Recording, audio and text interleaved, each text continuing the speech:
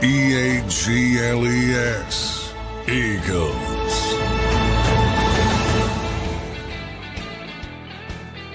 Welcome in, everybody, to a Football Friday edition of Birds 365. I'm your host, Zander Krause. That's my co-host, Johnny Mac, John McMullen. Nothing like a Football Friday here on Birds 365. J-Mac, how you doing this Friday morning, brother? We're getting closer to having real Football Friday, so that's a positive. And, you know, we're grinding through the dog days of summer. We're getting closer every day. Check it off. Yep, we are getting closer, John. Well under 2 weeks. And 2 weeks from now, actually, we'll be talking about training camp. So it's happening quick. It's coming quick. John, I think we had a pretty good offseason. You know, I was saying to you off the air the other day, and I'm sure everybody else realizes this too as a fan base, but the off seasons are a lot different, John, when you reach the pinnacle. They're a lot different when you get to the mountaintop, and especially for a fan where you think, hey, what can we criticize, right? The team won it all. So the offseason was a lot different this year as compared to last year, which was my first offseason last year. So much different, but we're almost through it, and I thought it was still great nonetheless.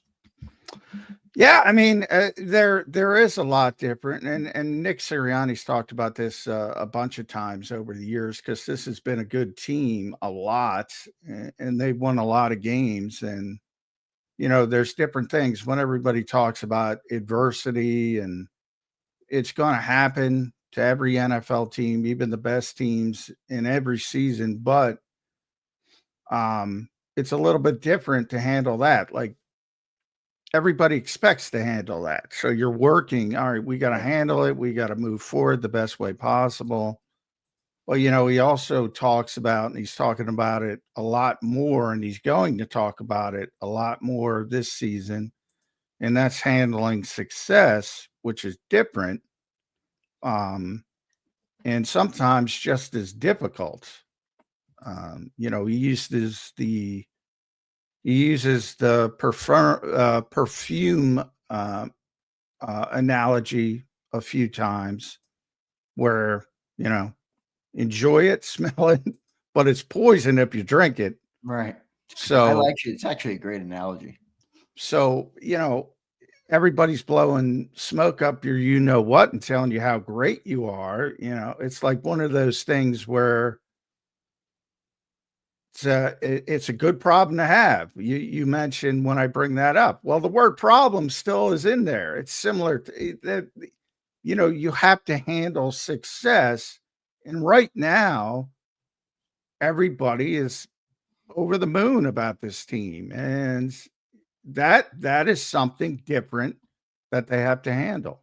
Yeah, no doubt about it, man. Coming off the mountaintop, it's a lot different. Last year, the playoff slogan was, let's hunt. Now we're getting hunted. How do we defend them off? I don't know what the playoff slogan will be this year, but it has changed quickly. The Eagles obviously were Super Bowl champions last year. We'll see what they end up doing this year.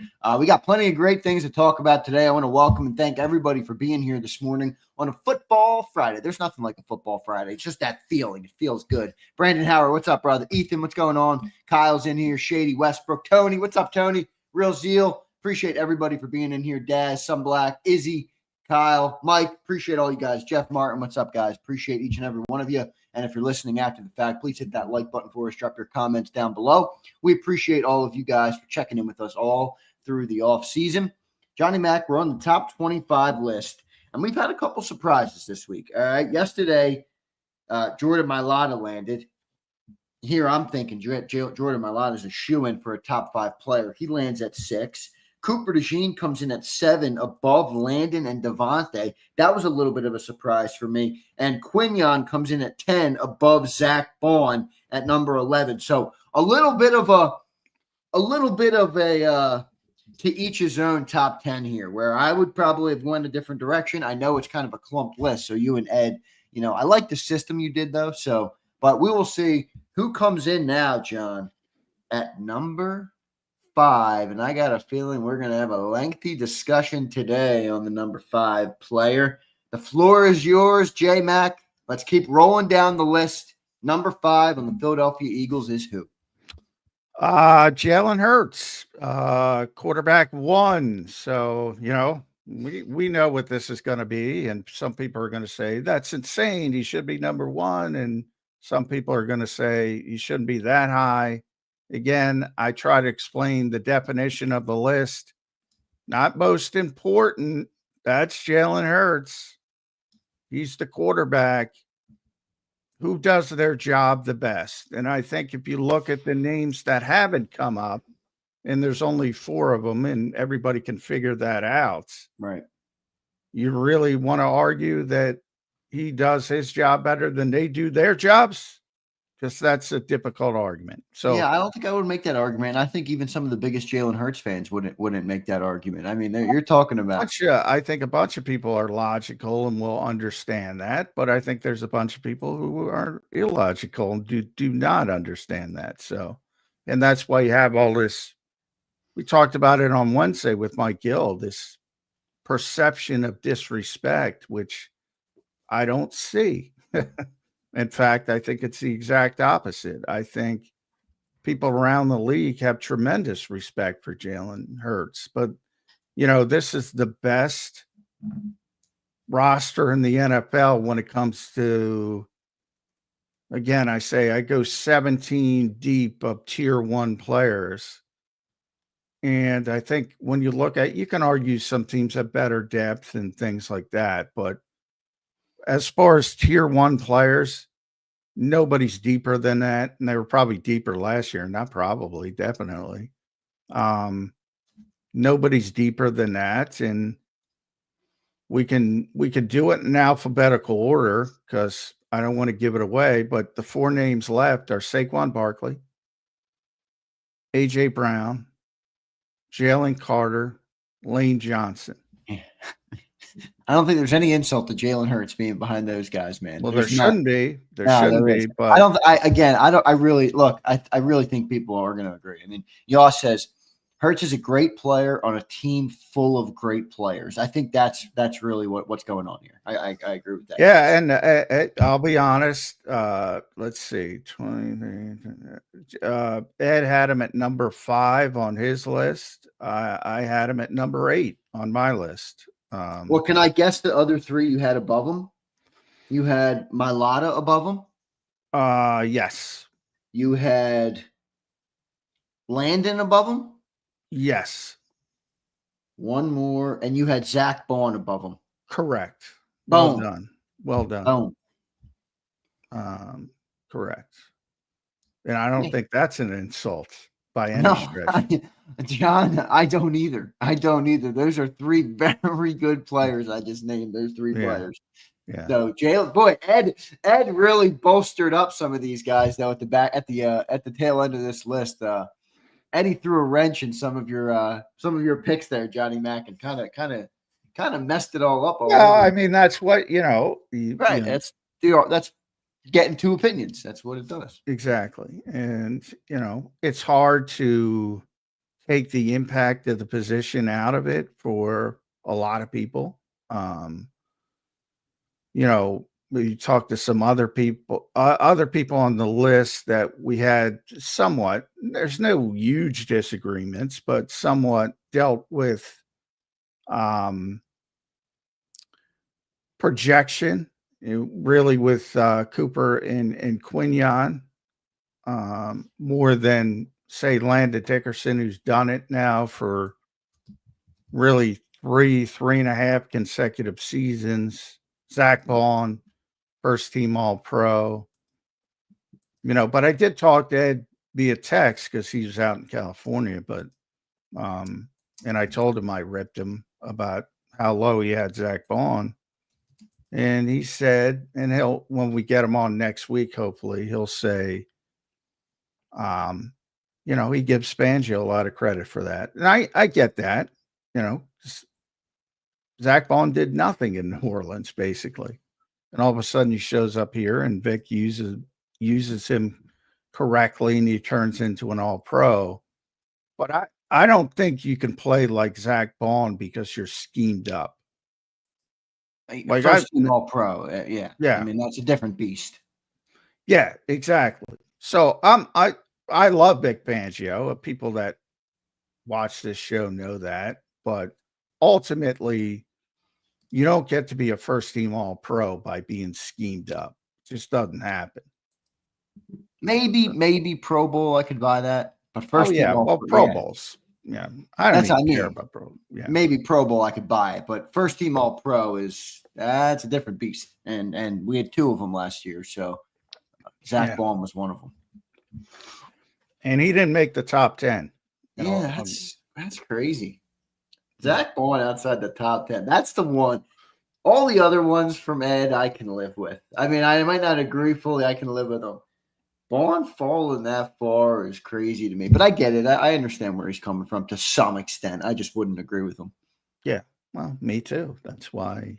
But, and you have 2 different voices, and that's the goal, to collaborate to come up with one list. And there's a lot of good players on this team. That's where I end up all the time. So for those complaining about this guy should be here, this guy should just be happy. There's a lot of good players. Yeah, no, there is. There's no doubt about it. John, let's get into some questions on Jalen Hurts, on what we think he's coming up this year, where he is in his progression as a professional and as a top quarterback in the league. There's a couple things that I would say about Jalen coming into this year in terms of, everybody's going to get mad, but I'm going to talk about the things that I want to see Jalen do a little bit better coming up. I want to see him get the ball out a little bit quicker. I want to see him be decisive with the football like that. I think that when he does that, that's when he's at his best.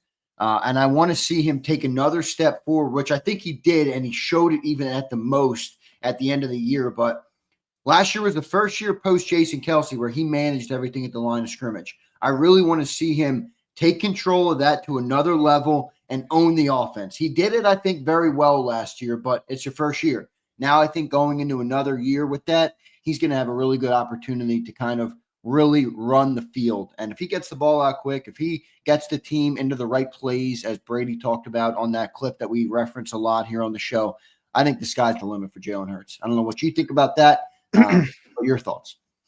Yeah, well, I think the sky's already pretty high. I mean, number one. Yeah. So I do think we're talking about a top tier quarterback in the NFL.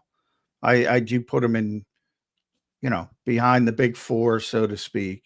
And then you can start discussing who's 5, who's 6, blah, blah, blah. But I think that's fair. And the things he doesn't do well, and you mentioned one of them, or at least I shouldn't say doesn't do well, but at least has room for improvement. Yeah, quicker processing, definitely one of it. Sight adjustments, definitely part of it. And that's a give and take, because you are talking about a dual threat quarterback. So right. I don't necessarily want the back foot hitting the ground, the ball coming out, because you're limiting. You don't want him to be Jared Goff or somebody like exactly. that. Yeah. So that's a give and take. And you hear these conversations in every city. Baltimore with Lamar, Washington, they'll have it with Jaden Daniels in D.C. Buffalo with Josh Allen. I've always talked about his sort of recklessness at times. Arizona with Kyler Murray, on and on. Anybody who can extend plays, you have this conversation with. It's like, well, if you want the ball to come out quickly, you're taking away a lot of what makes them great. And I don't know if you want to do that either. So he's never going to be, and BLG and I talk about this a lot. In his really good seasons, he's near the bottom of the league and getting the ball out quickly. In his bad seasons, and you shouldn't even use that term, but his lesser seasons, and last year I would count that into it.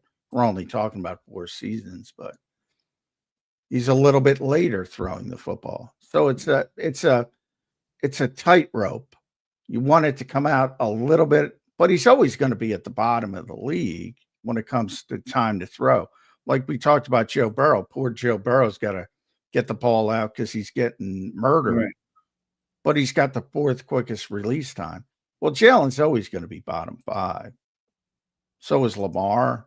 Right. That's because of the off script plays, his off script playmaking ability that he has. Exactly. It's a tough, John. That's a really tough needle to thread. I mean, when you talk about how good of a playmaker he is when plays break down. I mean, if you remember I'm sure you do, the 22 season, it's like all we talked about, how incredible he was at making plays when when it went off script. So how do you keep that in his arsenal while also kind of, coaching him up and pushing him to get the ball out when the plays are there? Is it, when you go into a play and you want to get the ball out quick, are those specific plays you want to get it out quick? Like, how do you gauge how to thread that needle? I think it's a really hard thing, especially for a guy like Jalen, to thread, because he's been able to rely so much on that playmaking ability when things break down.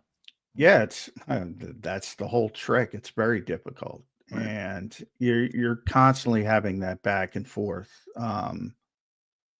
So I don't focus that much on that, because I think that's one of those things that's sort of a necessary evil to his game, and you have to accept it. And so, the things I look for are those sight adjustments, again, which are not good. They haven't been good. One of the things I talk about all the time in this era of football is this absurd notion that people have with hot routes. I'm like, it's nobody calls a hot route. Nobody, you got to have more hot routes. I'm like, doesn't work that way. That's where you go to the line of scrimmage and you say, all right, I'm going to change this. I'm going to adjust it. Maybe it's AJ Brown on a slant. You have that. You got to be on the same page, blah, blah, blah. And he hasn't been good at that. And really, if you go back to the Super Bowl, and I will pat myself on the back over that one, because I said, screw it, just run go routes. And that's what they did.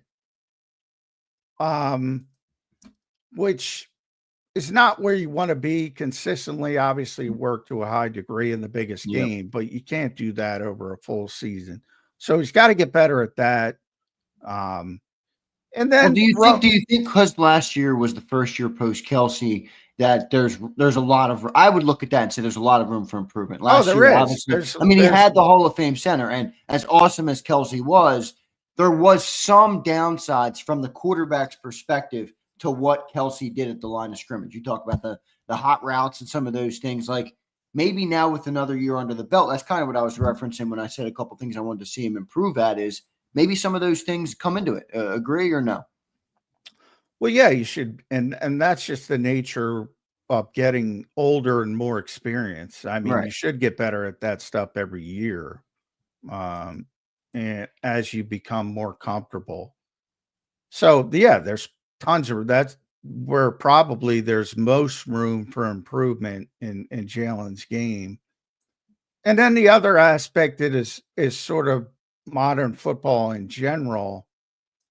You don't see a lot of what they call throwing receivers open, anticipatory throws. And that's generally the way college is played now. So, and the good news there is AJ and Devontae are usually open. So, if you have to throw to open receivers, well, it's good that they have guys that are going to get open. And even if they're not open, AJ Brown's a guy, if he's not double covered, he's 50-50. But I'm not really talking about that. Like, you'll see some of you mentioned Jared Goff, some of those type throws that, the timing throws, the anticipatory throws. But those guys are few and far between now. You don't see that a lot. And you're aging out Derek Carr, Kirk Cousins. You're aging out of that. And all the new guys are like, well, they're playing, they grow up in a system where there isn't a lot of those timing routes. And so it's kind of natural that you don't see it as much.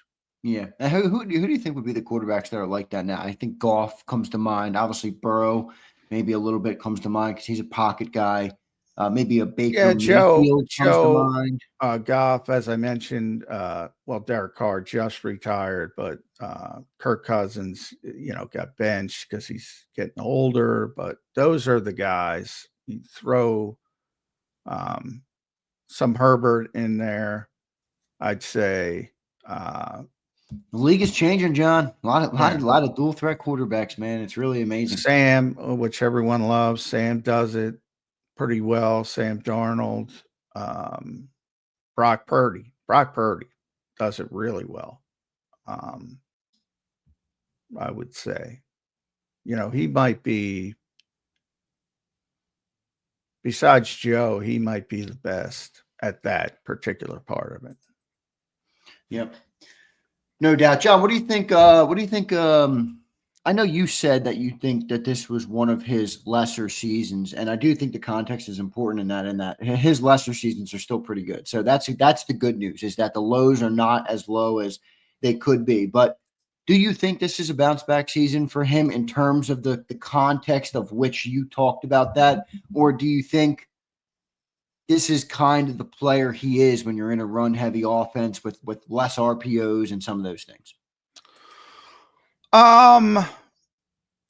Well, if they play offense like they played last year, yeah, this is probably the player he's going to be. But long term, that's you're going to see him go back to previous. It might not happen this year, but it might not happen when Saquon's at the height of his game, but eventually it'll get back to that. Unless you find another top tier running back like that, which I doubt moving forward. So at some point it's going to come back to it, but and then it becomes more difficult for the quarterback. He was 23rd in passer rating from PFF's perspective. So if you think about 32 starters, he's bottom 10 in passing efficiency. That has to improve.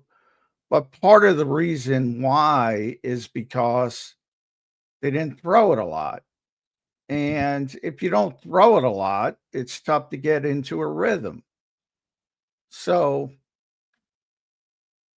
and that's just objectively, he didn't have one of his personal best seasons. But part of that was because of the offense that they were running, no doubt about it. So depends how you look at it, but you don't want your quarterback to be 23rd in passing efficiency, essentially.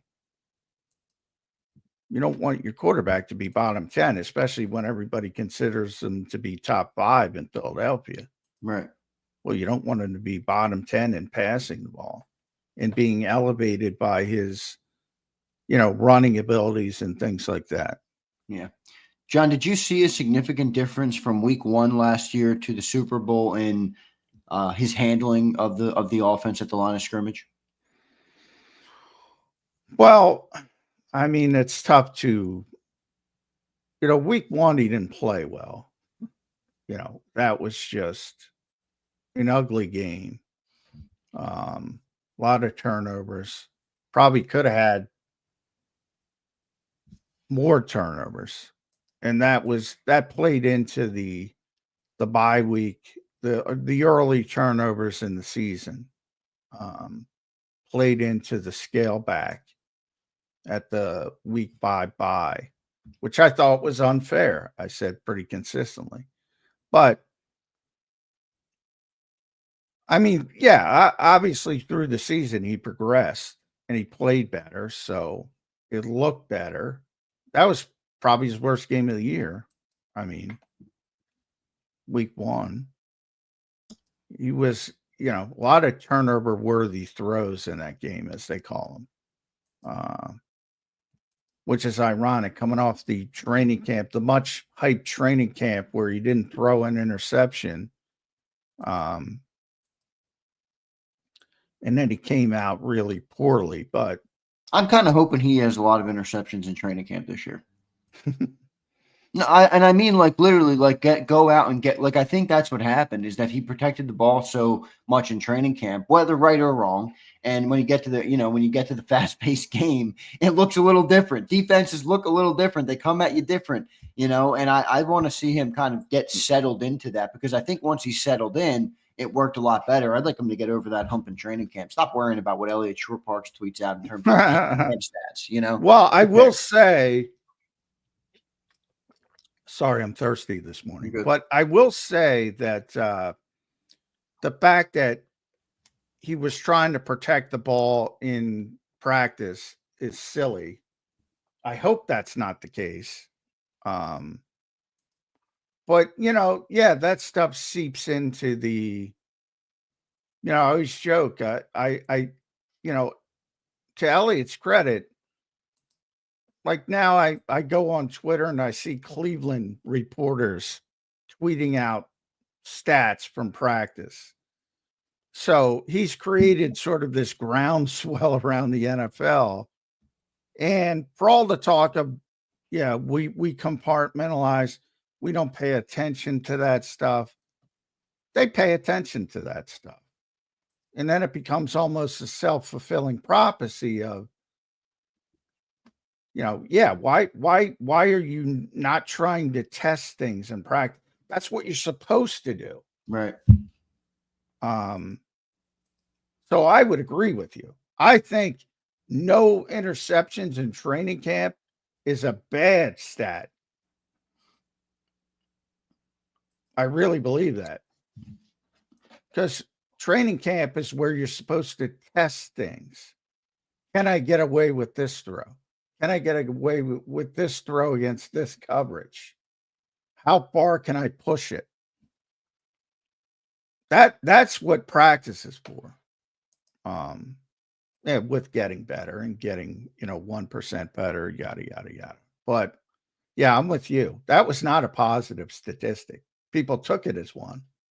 It was not.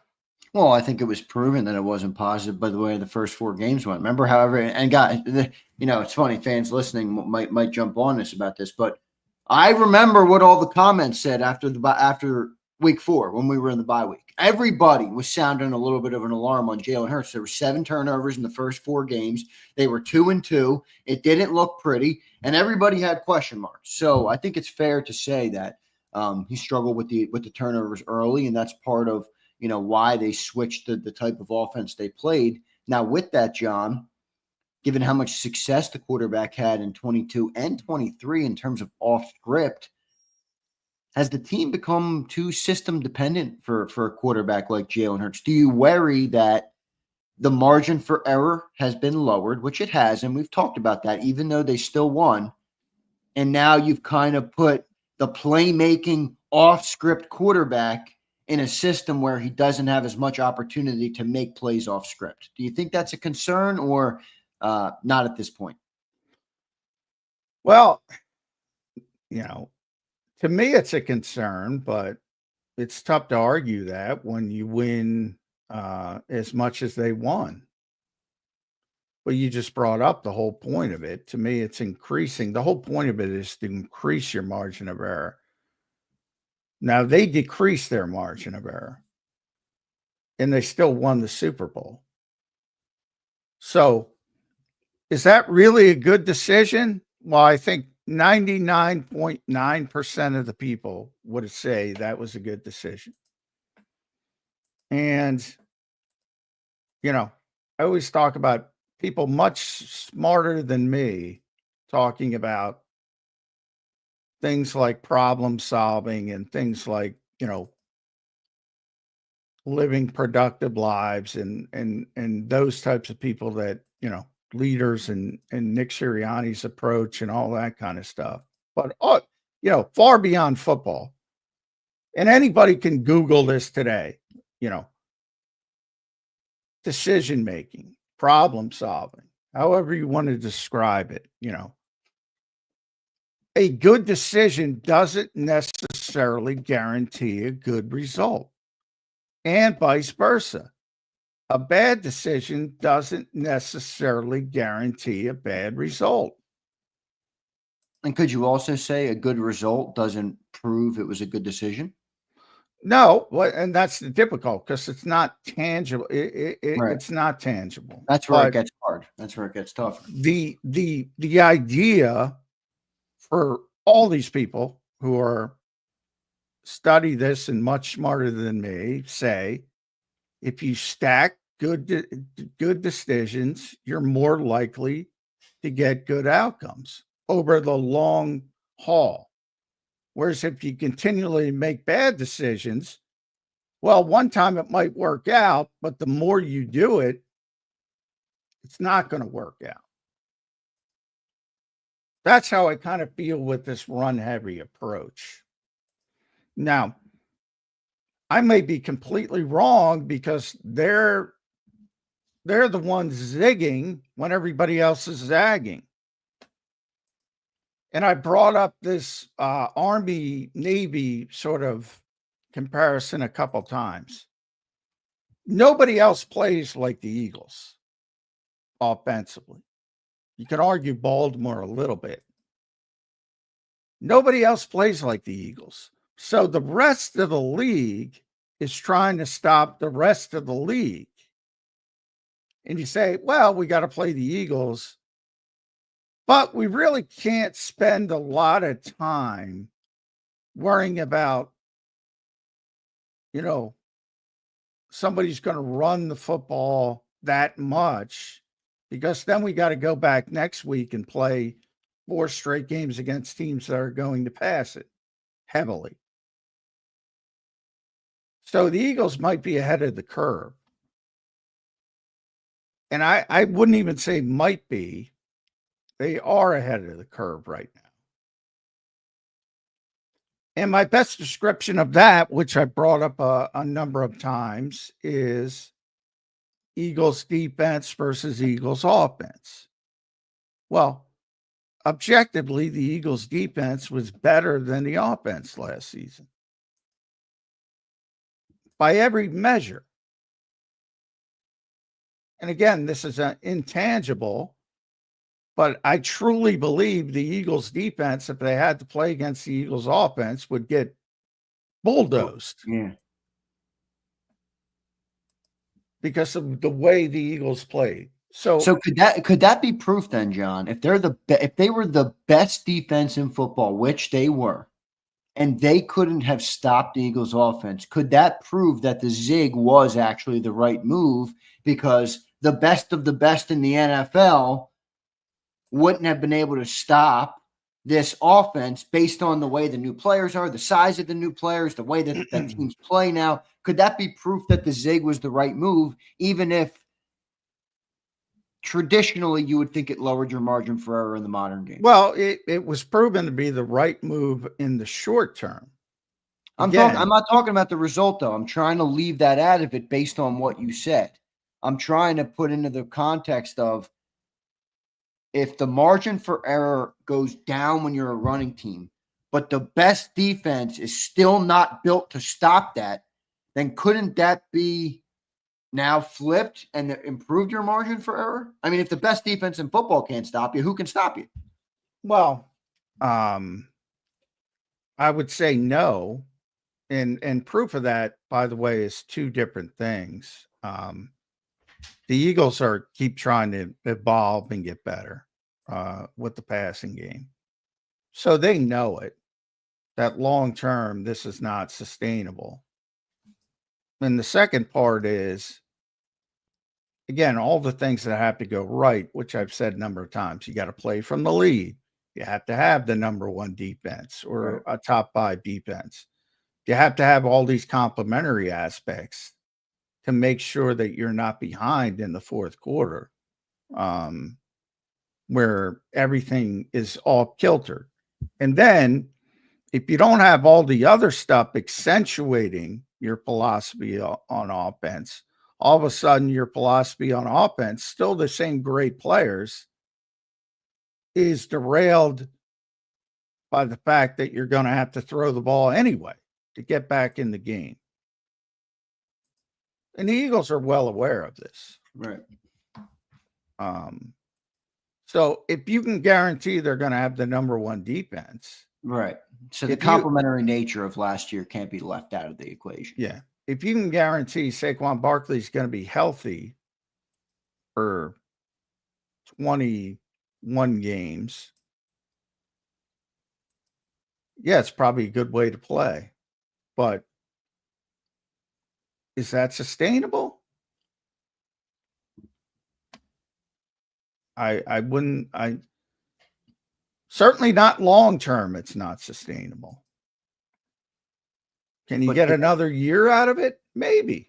Right. Taking advantage of kind of where they are right now and what the league looks like right now. We'll see how it all progresses. I think overall, the team is in a great spot. John, a couple more questions I do have on Jalen Hurts. I love talking about Jalen Hurts. I think it's all good. Everybody, I know some people take it personal or whatever, or they don't want their quarterback. I'm not bashing him. I think he's one of the best quarterbacks in football. He's obviously a great, great, great player. Just a good conversation here, though, in July as we get ready for training camp. Any of these sack statistics, John, concern you with Jalen Hurts? He's toward the top of the league in the sacks. No concern there? No, that's just off schedule. That's right. All of them. Yeah, it's one of the things you give and take, right? You live with it because of the type of player he is. Yeah. Caleb Williams. Now, you don't want to be Caleb Williams. Yeah, right. But there's a good give and take, but he's always going to be at the higher end. And that's you understand that. Everybody understands that in the building. I mean, yeah, you can, any quarterback in the NFL can not take sacks if they really want to. Just get the ball out. You might not be effective, but again, and at their height, Tom Brady, Peyton Manning, best example, you're not sacking those guys. They're playing at a high level, but it can be just as simple for a poor quarterback to get the ball out if he really wants to. But anytime you have a dual threat quarterback, your sack numbers are going to be elevated. It's just part of it. I don't worry about that at all. That's good. That's good. Because I do think some people look at that and have a little bit of an issue with it. But I agree. I hear what you're saying. John, how much faith do you have in Kevin Patullo to build a system around what Hurts does best, especially when that's still, I don't know if you could say it's undefined, but I think it's a little bit more up in the air. There's a little bit more gray area than most quarterbacks after 4 coordinators in 5 seasons. How much confidence you have in Patullo? Yeah, I like Kevin a lot. I'm one who, similar to, I don't have many questions about Kevin. He's already built it. He's already done it. People just don't realize it. Right. He's been a part of it for a long time now. So to me, and people can talk themselves into different things, but the offenses look very familiar throughout all these incarnations because they've all built the offense around Jalen Hurts. That's why it looks familiar. That's why people go, oh, that's Nick Sirianni when things are going bad. Oh, now he's letting Kellen Moore do things when things are going good. And last year was a little bit different from a run-pass perspective because of the presence of Saquon. But if you look at the passing game, very familiar, very similar. Nick, Shane, Brian, Kellen, very familiar. And it will be again this year. I'm looking forward to seeing what it looks like this year with Kevin Patullo, Jalen Hurts taking another step forward this year, hopefully. So I think he's going to have a big year this year, John. I really do. I think this is a year where, because of what happened with the the running game, I think defenses are going to come in and try and take it away. And Jalen is going to have the opportunity to win some games or to put the team ahead or to make some plays with him again. And I think he's going to do it. I think he's going to have an MVP level season this year. Doesn't sound like you're ready to say that. Obviously, I know that's not your ball game to predict stuff like that, but I feel like that's what's coming here for Jalen. I think a really big season is coming for him. It's kind of been a couple years in the making. Well, I'm kind of in between, because they when he was the runner-up in 2022, again, it was Miles Sanders. It wasn't Saquon Barkley, and Miles had a great year, but as long as Saquon's here, I don't think he's going to have an opportunity to play at an MVP level. It's just not going to be there.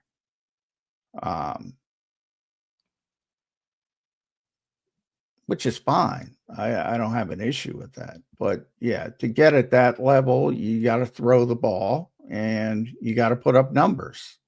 And it's not going to be the case, comparatively speaking, to some of the other guys. So, but that people shouldn't be worried about that from my perspective. I mean, who cares? If you're winning games, who cares if you have an MVP quarterback? Well, I think because I mean, again, and you're a guy that loves to talk about the margin of error, and I understand why. If your quarterback is clicking on all cylinders in the passing game, doesn't that massively improve that margin for error when you are a running team? Like Spags took away Saquon, or at least the best he could. I think Saquon had 55 yards in the Super Bowl, somewhere around that range. And Jalen was able to beat him. Now, they were all go routes and things that you said, and I get that, and maybe there's evolution from that. But if Jalen takes that next step forward, now you come in and what do you do to stop this team? If I take away AJ and Devontae, they got Saquon and Dallas Goedert. If I take away Saquon and Goddard, they have AJ and Devontae. So if Hurts takes that step, which I think he's going to, and I think in a way he's already kind of taken that step because he did it last year when necessary. But if he does that, I don't see how a team could stop this Eagles offense. I just don't. They got we've been talking about that for years. Who do you stop? Who pick your point? Now it's just elevated with Saquon, but pick your poison, and that's what happened in the Super Bowl. The Eagles were able to take advantage of it. Now, can they do that over a 17-game regular season? Well, they had a lot of bad games last year, and from a passing perspective. And, I think part of it is simply he threw the ball 361 times versus 538 the year prior. Where do you think that number falls this year? 440? Probably split the difference, yeah. I can't imagine it's 360. Of course, part of that is, he also played 17 games in 23 versus 15 last year, and really 14. So that explains some of it, but that's a big disparity. And I don't think it's going back to that level. He threw it 432 times in his first year as a starter. Maybe it goes back to that level. Where was he in 22? 460. I think between year one and year two makes the most sense. Somewhere in that range. Yeah. But again, if Saquon plays like he did last year, that changes the ball game. Yeah, but even if Saquon plays like he did last year, wouldn't you anticipate that defenses will stack the box and do what they can to stop it and force you to go the other way? I mean, again, Saquon was still Saquon in the Super Bowl, but Spags simply said, I'm not going to let you beat me. And Jalen made him pay. So credit to Jalen in that regard. But I'm anticipating that happens more this year. because everybody knows how good Saquon is, especially with the amount of headlines and stories and Madden covers and you name it. Saquon got it. I got it. Everybody knows Saquon is there, John. Yeah, I'm very careful not to assume that, you know, each game plan is going to do the same thing. You know, like, first of all, what Spags didn't work at all. So it might be, you know, people might look at it and say, well, we can't do that. We can't sell out. So I'm very, and most teams will still, even after going through what they did last year with the Eagles, most teams will say, you want to run it? By all means, run it. Right. You know, Vic believes that. He's like, yeah, I'll give up 5, 6. Go ahead. That's just the overriding philosophy in the NFL. So I know everybody's on that board. Well, everybody's going to try to stop Saquon. I don't think that's the case. I think still the majority of teams will go in with the sentiment of, you know what, if you want to run it, go run it, because we don't want to deal with AJ, Devontae, et cetera. I still think more teams will lean that way. That's interesting. If you're Patullo, John, do you want Jalen taking more risk in 2025, even if it means a few more turnovers here and there, just to try and, you know, get more out of that passing attack? Yes. You know, last year he was, and you saw it at times where he, after some of those frustrating, poor passing games, you know, there were a couple little hints that Jalen dropped about doing what he's told to do. You know, little things like that. I think they overreacted to the first 4 games. I've said that. Yes, especially the context of who missed those. I mean, AJ Brown missed 3 out of 4 games. Yeah. Like, if Jamar Chase missed 3 out of 4 games and Joe Burrow didn't have his best 4 games, do you think anybody would have shit on Joe Burrow, or they would have said, well, he needs to get Jamar Chase back? I mean, that's what I did. That's the one thing. And even I was a problem with this too sometimes, where I didn't factor all that in. They missed, I think, Devontae for 2 of those games. They missed AJ for 3 of those games. And Lane Johnson was even out for 1 of those games. Like, yeah, Jalen didn't have his best games. Hello. You know? Well, and I thought it was unfair. And I still think it was unfair to Jalen. But they won. So it's hard to argue. But yeah, I don't think they can do that again next year. I don't think they can. So I think the passing efficiency has to be better.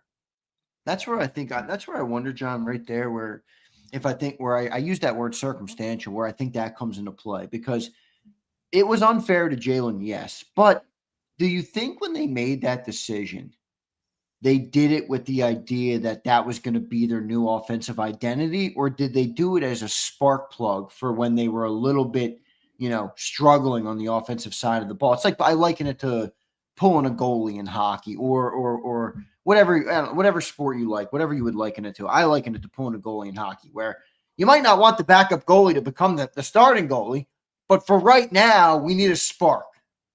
Right now, we need a spark on the offense. Let's get the ball to Saquon Barkley 30 times, you know. And then because it worked so well, they never really had to go back the other way. It's like the backup goalie never gave up a goal. He couldn't take him out, you know. No, I think that's exactly it. I think you hit the nail on the head. Yeah, they just did it to stop the turnovers. And, you know, the assumption was, let's right the ship. And then, you know, down the road, it'll get back to normal. And they kept winning and winning and winning. And they kept riding it. So, yeah, I don't think it was a concerted effort that we're going to be this for the rest of the season. It just worked out that way. Right. No doubt about it. John, last question here on Jalen Hurts. Great segment on the QB1. Always good to talk about the quarterback here in the offseason. And John's right. We haven't had that many convos about Jalen Hurts, but it's good. It is good to talk about him here. John, what does Jalen have to do for you? Talking about Johnny Mac. What does he have to do to reach that top tier caliber quarterback in your eyes? Or can he not? I don't know. I know you've talked about that you don't think he's in the category of the Burrow, the Allen, and the Lamars of the world. I happen to think he is. It just looks a lot different. But what does he have to do for you, if anything? No, you don't have to do anything for me, but well, I'm just saying to change your opinion. He doesn't have to, obviously, but you get it would be very difficult for him to get into that top four. Yeah, I don't, it's like, and I say that with basically, it's very difficult for anybody to get in that top four, and we're talking about the immediacy of it right now. Is Patrick Mahomes descending? Perhaps. We'll see. But some of the other quarterbacks, Jaden Daniels, who I love as a player, well, it's going to be tough for him to get in the top four. Caleb Williams, he's got all the talent in the world. I can't imagine him ever getting into that. But I think, I feel like, and I don't want to speak for you, so I feel like you think that Jaden is closer to those top four than you do Jalen. Well, I think from a traits perspective, yes. But not necessarily from a performance perspective so far. It's only 1 year. And we have to see, CJ Stroud, same thing. It's like, well, he was so good as a rookie, and then he came back to the pack, still a very good player.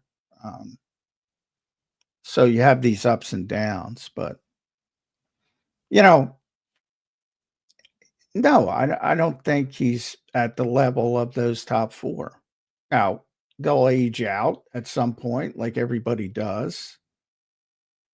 But this year, no. But I'd say that about every other quarterback too. So I don't think it's disrespectful. Yeah, it's not as much about Jalen. You're saying it's more about how good those other guys are. Yeah, exactly. It's fine. All right, let's get to some super chats. Great segment on Jalen Hurts. Gotta love talking about QB1. All right, gotta love talking about QB1. Appreciate everybody being here right now. Steve, what's up, Steve? Dan, what's going on? Dan, Mike, Keese, what's up, Keese? Brandon Lewis is in here. Hip Hop News Uncensored. Kakoa, John, this is one of my favorite names in the chat. Kakoa Kaiawawa. I just love that name. I mean, are you in Hawaii, Kakoa? You gotta be. Josh Prout's in here. What's up, everybody? I appreciate all of you guys. Don't forget to hit that like button for us. We appreciate you. Let's get to some super chats right now. Brandon Howard ups the membership. Brandon, thank you, man. That's a legend member. B-How, we missed you, brother. I know you're kicking the feet up. Listen, you're a Super Bowl champ, B-How, all right? The team's Super Bowl champ. So I know you took a little bit of a breather in the offseason. Good to see you back in the mix a little bit. Rashid Mixon checks in. What's up, Rashid? He says, I didn't look at it like that after the first 4 games, Z. I thought he needed to fix the fumbles, but we didn't have wide receiver 1, 2 through 4, and we were a 26 drop. We were a 26 drop from 3-1. Okay, Saquon dropped from 3-1. That's fair, Rashid. That's fair. Maybe a little hindsight 2020 from me. Well, I thought it was unfair too, but it doesn't matter what we think. It matters what the Eagles thought. And they were also, yes, Saquon, they were a drop away from 3-1. They were also a miracle in New Orleans away from 1-3. So, with that Keystone Cop Dallas Goedert play where they just ran into each other, the Saints. But so yeah, I know the drop is what it is, but and I'm with you. I think that part of the problems with the offense were AJ was missing in the Tampa game specifically, which they overreacted to. You don't have AJ, Devontae, or Lane. So why are you overreacting to that? They're the ones who are overreacted. I've said consistently, I thought they were unfair to Jalen by doing that, but they won. So, right. Winning cures all, John, as we talk about a lot. Rashid, thank you for the super chat, brother. We appreciate you, brother. Yeah, Philly Lock 22 gives a 99 center. Philly Lock, I'm not sure if you meant to put a. Oh, I see you have another one. Thank you for the super chat, my man. I appreciate it. I'll get your other one here right now. He says Keely and Sydney are dark horses this year. That's bold. Dark horse in what way? Well, I don't think I mean, I assume playing well. I think, and if that's the case, I think Kaylee's got a better opportunity than Sydney because I think Kaylee's going to win the job. I don't know if Sydney's going to win the job. So, but yeah, Kaylee's got a lot of upside. There's going to be some growing pains though, so people should be prepared for that. Yeah, we'll see how it all shakes out with them. Philly Lock, thank you, brother. One more super chat here. Philly Don, member for 10 months. Philly Don, what's up, brother? Thank you, my man. I appreciate it. Love that little profile picture you got working there, too. A little eagle with an eagle hat on. He says, Big Z, J-Mac, what's up, Xander? Love the new ride. Thank you, my friend. Good luck with it. I think we will see Jalen back to his MVP form this season. Philly Don, I'm feeling that, too. We will see what happens. Well, I think he's going to play better. Again, I'm not really concerned about individual awards. I never am. But I don't think he will be in the conversation to be MVP because they're a run first team and they will continue to be a run first team.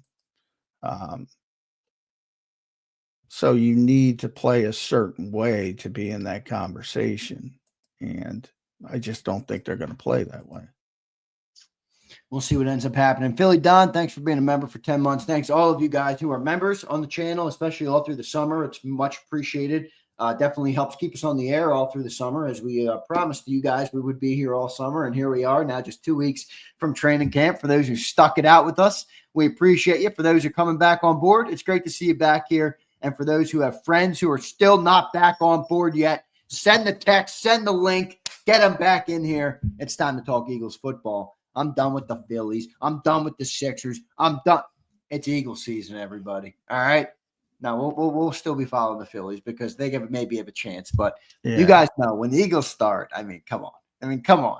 Nobody holds a candle to the Birds. So I'm excited for the season to get back here. Good to see everybody in here today. We're going to take a quick commercial break. Appreciate all you guys. Hit that like button. We'll be right back in 3 minutes on Birds 365. Welcome to the Jet Setters. And the high rollers, to the shot takers and the tastemakers. Welcome to the viewfinders, the thrill seekers, and the night owls. Welcome to everything you could possibly want on one 5-mile island. Welcome to the Wildwoods. Book your stay today. The following is a real testimonial from the father of a young injured victim. I didn't think she was going to make it. Major Perry's daughter was the victim of a horrific accident caused by someone else's negligence. If you don't find the right counselor, law firm that you're looking for, you will get lost in the wilderness. Badly injured? Call the Fritz and Bianculli Law Firm at 215-458-2222 and find out why they say, "We got this." In our hometown, we all look out for each other. We go the extra mile to lend a helping hand. We step up to keep our communities going strong. And at Independence Blue Cross, we're here to keep you going strong. We've been deeply rooted in our communities for more than 85 years. And that connection to members has earned us our spot as the #1 health insurer in the region. So while you look out for your neighbors, know IBX is always looking out for you. Your financial future is on the line. Are you ready for what's next? At Leone & Company Wealth Management, we help young professionals, business owners, and pre-retirees navigate the complexities of building and protecting wealth. For young professionals, we'll help you grow your wealth, plan for your future, and make the most of your hard-earned dollars. For business owners, we provide strategies to protect your company, manage risks, and create a lasting legacy for both your business and personal wealth. For pre-retirees, we'll design a plan to secure your retirement, ensuring you can live comfortably and confidently in your next chapter. Whether you're just starting out, managing a thriving business, or preparing for retirement, we're here to help you take control of your financial future. The first consultation is on us. Get the advice you need without the cost. Let's make your financial vision a reality. Take the next step. Scan the QR code to schedule your free consultation today. And of course, go Birds.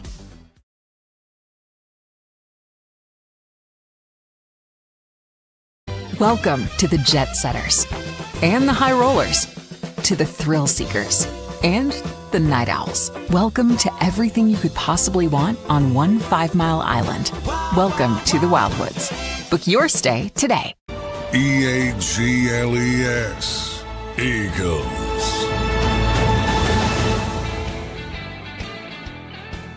Welcome back in, everybody, to Birds 365, a Football Friday edition of the show here on JAKIB Sports. Appreciate all you guys being here. I had a little dropout with Johnny Mack at the break. He should be back up in just a second. Once he gets back up, I'll pull him up here. We do have a great second hour on the show today planned for everybody. Again, told you guys, it's great to see everybody in here. I love seeing all the names trickle back in for the season. We got a great listening audience here, man. We really do. And I appreciate each and every one of you for being here. So I appreciate that. What I want to talk to John when he checks back in here is about the NFC as a whole right now coming into the year, because you could say, hey, the Eagles did lose some players. The Eagles are probably not going to be as good as they were last year on the defensive side of the ball. You could make all those good faith arguments based on who they lost, based on the changes on the team, and just based on the parity of the NFL, right, where things go up and down and nothing really stays stagnant.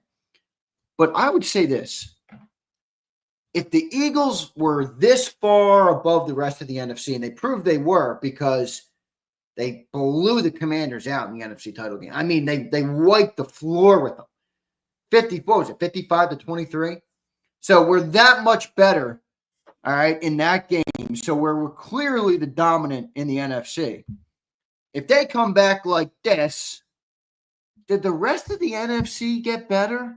Like, I don't know. Did the Rams got marginally better maybe? They added Devontae Adams and a couple others and Poona Ford. Did the Commanders get better, or did they get older and more expensive? I don't know. I'm not really sold that they got better. Did the Detroit Lions get better? I don't think so. They lost 2 coordinators. They lost Frank Ragnow. I think they're taking a step back.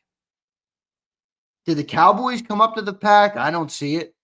Like, you see what I'm saying? Like, the Eagles might have taken a step back, but I still feel like with the step back, they are head and shoulders above the rest of the NFC. And with that being said, I still feel like we're in a great position to repeat this year. Even if you assume naturally we're not going to be as good as we were last year. And that's a pretty crazy statement to make. So we'll see what happens. I'm going to take some of your guys' comments until I get J-Mac back up. Let me see if he texted me, because normally he'll text me. Hey, he did. Kick the cord. He'll be right back. All right. He can kick the cord out. So I'll get Johnny back up here in a second, and I'll talk to him about it as well. But I will take a couple comments from you guys before I get John. Even Sills and Mark Holmes said the Eagles are the best team in the league. Yes, Sills has been saying that. Keith, I've had Sills on the punching bag, man, recently. So Sonny Bucket says Eagles and Lions will be top dogs of the NFC. I kind of agree, but that Lions team with 2 new coordinators. Remember, Sonny, this is the first time in Campbell's coaching career that he's got this type of change. And 2 new coordinators with an offense that really relied on Ben Johnson. I mean, I don't know. Jared Goff had his best statistical season in his career last year. In his, I don't know what it was, his 3rd or 4th year with Ben Johnson. Does he do that again without Ben? Maybe. I mean, I don't see it. I think the Lions are going to have a small regression, but we'll see what happens. Y'all put on a great show. We appreciate you, Big Dog Z. Master Eagle, thank you, brother. I appreciate that. A-Team says, I mean, the Chiefs were worse the second year on their repeat. Yeah, that's kind of what I'm getting at. Like, we can get a little worse, and I still think we're going to be the top dog by kind of a wide margin.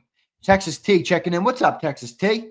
She says, I'm not in the group that thinks we will regress that bad. We had good guys buried in the depth chart waiting for their chance. I think we'll be fine. Texas T, I actually more side with you than that they're going to be way back, but we'll see what happens. Joe Whip checking in. What's up, Joe? By the end of the year, the Birds will be every bit as good as last year. The D will get better all year. I agree. I mean, you do understand, Joe, and I know you do, that there is some projection in that as fans, and I'm with you. I project the same thing, but there's no proof of that. There's no guarantee of that, and it's potential, which means they haven't done it yet. So we'll see. All right. Look at James Jones. James, I feel sorry for you, man. I feel sorry for you. Your team got older, got more expensive, and barely got better. You hate to see it for the Washington Communist. Rams too. Rams should be good, man. Rams should be good. J-Mac had to go take a shit. LOL. LOL. Nature calls when nature calls. I don't think that's what happened. John's having issues with his cord.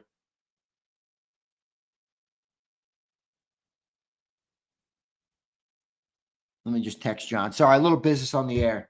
All right. Secunda, what's up, Secunda? Yeah, your comment in Cilio yesterday was hilarious, Secunda. I was joking with Secunda because he goes, all cops are bad or something on the show. And I'm like, yeah, let's have 0 cops in the world because that will turn out good. And then he comes in on Cilio and what did you call me, Secunda? Officer Zander or something? Man, that was so funny. That was funny. He says, even if the defense took one step back, I believe the increased reps for the young guys will let the team take a couple steps forward. We'll be in contention for the number 1 seed if we stay healthy. I definitely think we're going to be in contention for the number 1 seed, for sure. I don't think that's Officer Krause. That was it. Thank you, Secunda. Appreciate you, brother. Bobby Bellamy says, if Hurts has more control in the offense, he may still want to run the ball a lot. He wants to win and doesn't care about stats. And I think that's a good thing, Bobby. That's a good thing. I'd much rather have a quarterback with the mindset of Jalen than the quarterback with the mindset of, I have to get this or else I'm going to be pissed. Remember how McNabb was.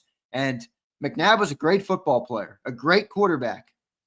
He didn't his ego was a little bit too big for any of those things. He cared about when T.O. showed up. He cared about what it looked like. He cared about what people talked about him. He cared about the statistics. He cared about all those things. Jalen is he's just a different dude, man. He's just a different cat. I mean, he's a cool customer. I always say that about him. I think that's a good way to put it. He really is a cool customer. All right. Keep the main thing to make. Chris Scott, you got it, my man. You got it. Dan says, Dan, I saw your comment earlier. Your memory served you well, Dan. I was arguing with Johnny Mack and Mike Gill. This is going to work, and they didn't want to believe it. You got to run. You can't just run. You can't just run. You can't just run. I like Dan because he's got a good memory. He says the Vikings are a wild card. McCarthy is clearly the X factor on an otherwise stacked roster, though his first season he was learning behind Sam all year. It's actually a good take. I mean, if you look at some of the other quarterbacks who sat their first year, remember, Mahomes drafted, 10th overall, sat the first year behind Alex Smith. Sometimes that helps. So it's not a bad take by you, Dan. And where I will agree is that's a very good roster with a great defense and a great defensive coordinator. So that's an interesting one, but I'm having a hard time buying into Dan. I'm having a hard time buying into JJ because, Dan, even when JJ was in college and he won the national championship, he was the caboose. He really was. Cilio throws that term around with Jalen, and it's just not true about Jalen. JJ was truly the caboose in Michigan. So that's my big question on them. They do have a great roster. I don't know if JJ is going to be the guy. We'll see what happens. Brandon says, are you related to the great Minnesota Viking Paul Krause? I am not. Shady Westbrook, McNabb was a horrible passer with a strong arm. Well, he was famous for the worm burners, I'll tell you that. The worm burners were funny. Skid Marks, interesting name. He says, hey, bro, let Sills know that Barkley did not have 481 carries. He had 300 and change carries. The rest were receptions. The Eagles cannot just have 26 in the pass game, so much to help out with touches. Well, Skid, I thought I thought he had over 400 with the playoffs. I thought he had over 400 with the playoffs. Let me get the actual number for you guys. He had 345 in the regular season. And then let me look up what he had in the playoffs. Regular season. Yeah, so he had 345 and he had 91. So he had 430 carries. 430 carries. So not 481, but 430 in 20 games. I mean, that's pretty significant. He played 16 regular season games, 4 playoff games, so he had 444 carries on the year. That's pretty significant. He had 33 catches in the regular season, and he had 13 catches. So he had 46 catches. So he did. I mean, 481 touches he did have. He had 444 plus 46, 490. That's 490 touches. So that is a lot, my friend. I mean, that is a lot of touches for him. But I hear you. I don't think we need to use him in the passing game much, but he wasn't used much last year in the passing game. So Real Zeal says they didn't even let him throw a pass in the second half of the Penn State game. Yeah, you're talking about J.J. McCarthy. So we'll see what happens there. But that is a good roster. That Minnesota roster is good. So if there is a roster that exists that could help him or mask him, Real Zeal, the minute you could argue the Minnesota roster is one of them. All right. It's a ridiculous amount of touches. Yes, it is. Yes, it is. We'll see what Johnny Mac has to say. Johnny Mac just checked back in. So let's get him back up here on Birds 365. A little bit of a tech dropout, but he's back up. Johnny Mac, welcome back to Birds 365, brother. Yeah, cord issue, man. It's always something. All good, Johnny Mac. I've been having a good conversation here with the listening audience, and I want to bring you into the conversation now and ask you, with the expectation, John, that the Eagles take a small step back. You lost the players you lost. You were as great as you were, and there's just parity in the NFL. It's kind of the way the thing goes. If we just assume for a second the Eagles will take a step back from how dominant they were last year, I'm fine with that assumption. I might not agree with it, but I'm fine with the assumption for the sake of this conversation. Has anybody else in the NFC, John, taken a big step forward to get close to them? So in other words, if the Eagles were here and everybody else was here, and the Eagles came to here, did anybody get to here? I don't know if I see it. I think the Commanders got older, maybe better. The Rams maybe took a little bit of a step forward. I think the Vikings roster is really good, but I have questions about the quarterback. The Lions lost 2 coordinators and Frank Ragnow. Tough to say they'll be as good. Maybe the Packers. I don't know. How do you see the overall NFC? And with the Eagles taking a step back, has anybody taken a step up to their category, John, in your opinion? For me, I think it's the Rams. I've been pretty consistent with that, partially because they gave the Eagles their toughest test in the playoffs. And I think they're going in the right direction. They're getting better. So that's a team that's clearly taken a step forward. Washington's interesting because I think they overachieved last year. And I think so the presumption is, it is what it is. They made the NFC Championship game, but I've said that pretty consistently. Like, we all know they weren't the second best team in the NFC, which we should all know that. We should. But they were. And then you have this skewed expectation of, all right, are they the second best team? So I do think they've gotten better, but I think because of where they went, it may not look like that, if that makes sense. Because, they skipped steps and they got to the NFC Championship game, and now everybody thinks they're an NFC Championship game level club. And I don't think they were last year, kind of proven in the game itself. But I do think they've gotten better. To your point, the 2 most talented teams besides the Eagles remain Detroit and Minnesota.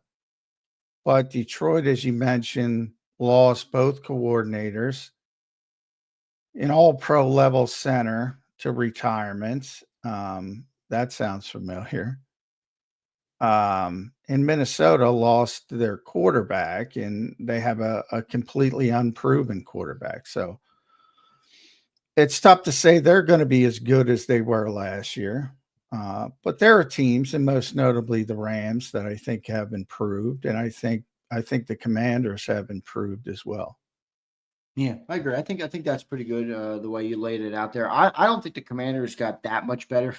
I mean, I know they added names, but I'm not sold yet on some of them. The Rams, though, talk to me about the Rams. They added Devontae Adams, which I think is a great addition. I know they had Cooper Kupp, but Cooper Kupp was kind of, past his prime a little bit, and I think Devontae Adams is going to fit really nicely with Matthew Stafford. Couple him with Puka Nacua. I think that's a pretty special passing attack, and if Matt Stafford still has it, that guy can still throw the ball. I mean, holy moly, that guy is fun to watch when he's on his game, throwing the ball around the field. So I think they're good there. But I don't know, John, can they stop the run? I know they added Poona Ford, but what can they do? That's my question with them. Talk to me about the Rams, and what do you like there? Well, Christian Roseboom isn't there. We'll see. We'll see how it looks. I'm with you. I don't think they've done enough at linebacker, but I guess they're kind of hanging on Poona Ford, who is a very good run stuffer.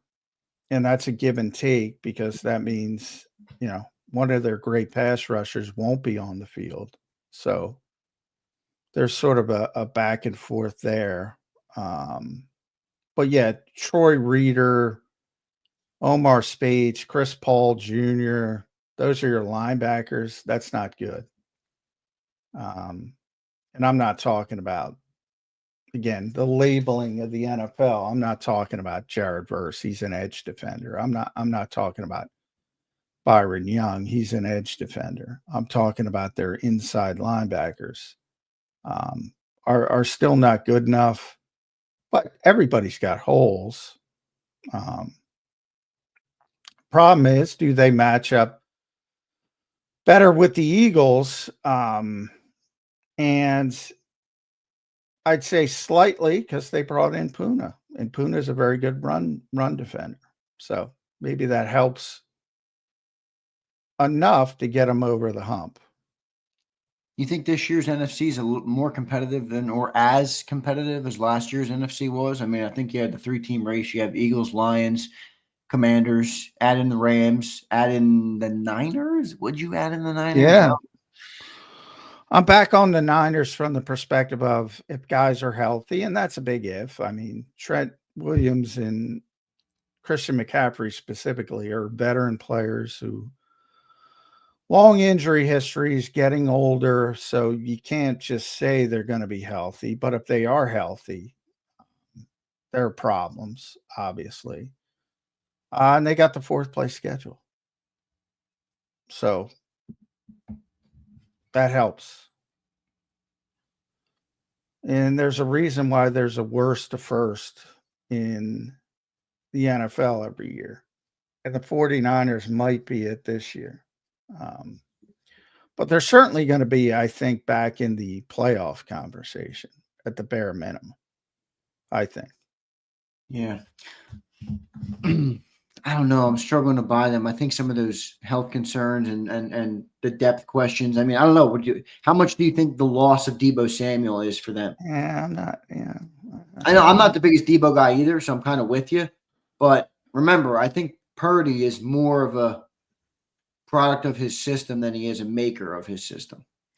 I agree with that, but I think his game is not necessarily manufactured touch. It's getting rid of the football, processing quickly. So Jawan Jennings to me for years has already been better than Deebo Samuels. Now, as a well-rounded receiver. Now, can Ricky Pearsall step up and be that third guy? We're going to see. Brandon Ayuk will, again, he was injured. And when you start getting players like McCaffrey and Ayuk and Trent Williams back, that's a meaningful. And you still have the Kittles and Kyle Juszczyk and people like that. So, yeah, I think people shouldn't sleep on the 49ers, I would say. Jawan Jennings is not quite doing it for me, John, in terms of. Yeah, he might want to look again. Damn good player. Let's look.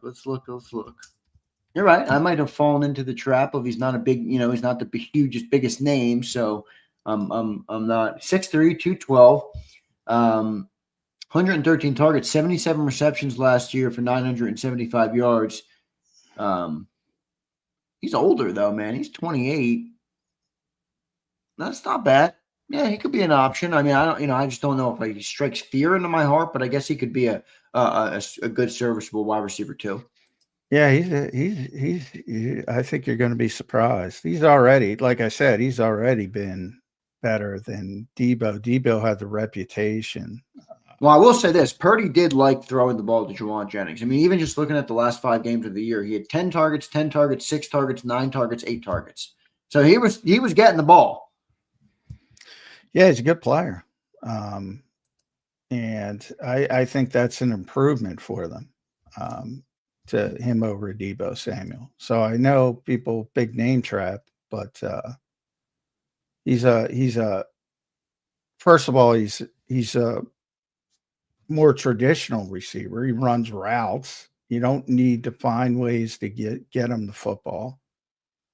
He just gets open, and yeah, he's going to be better than Debo was. No doubt in my mind.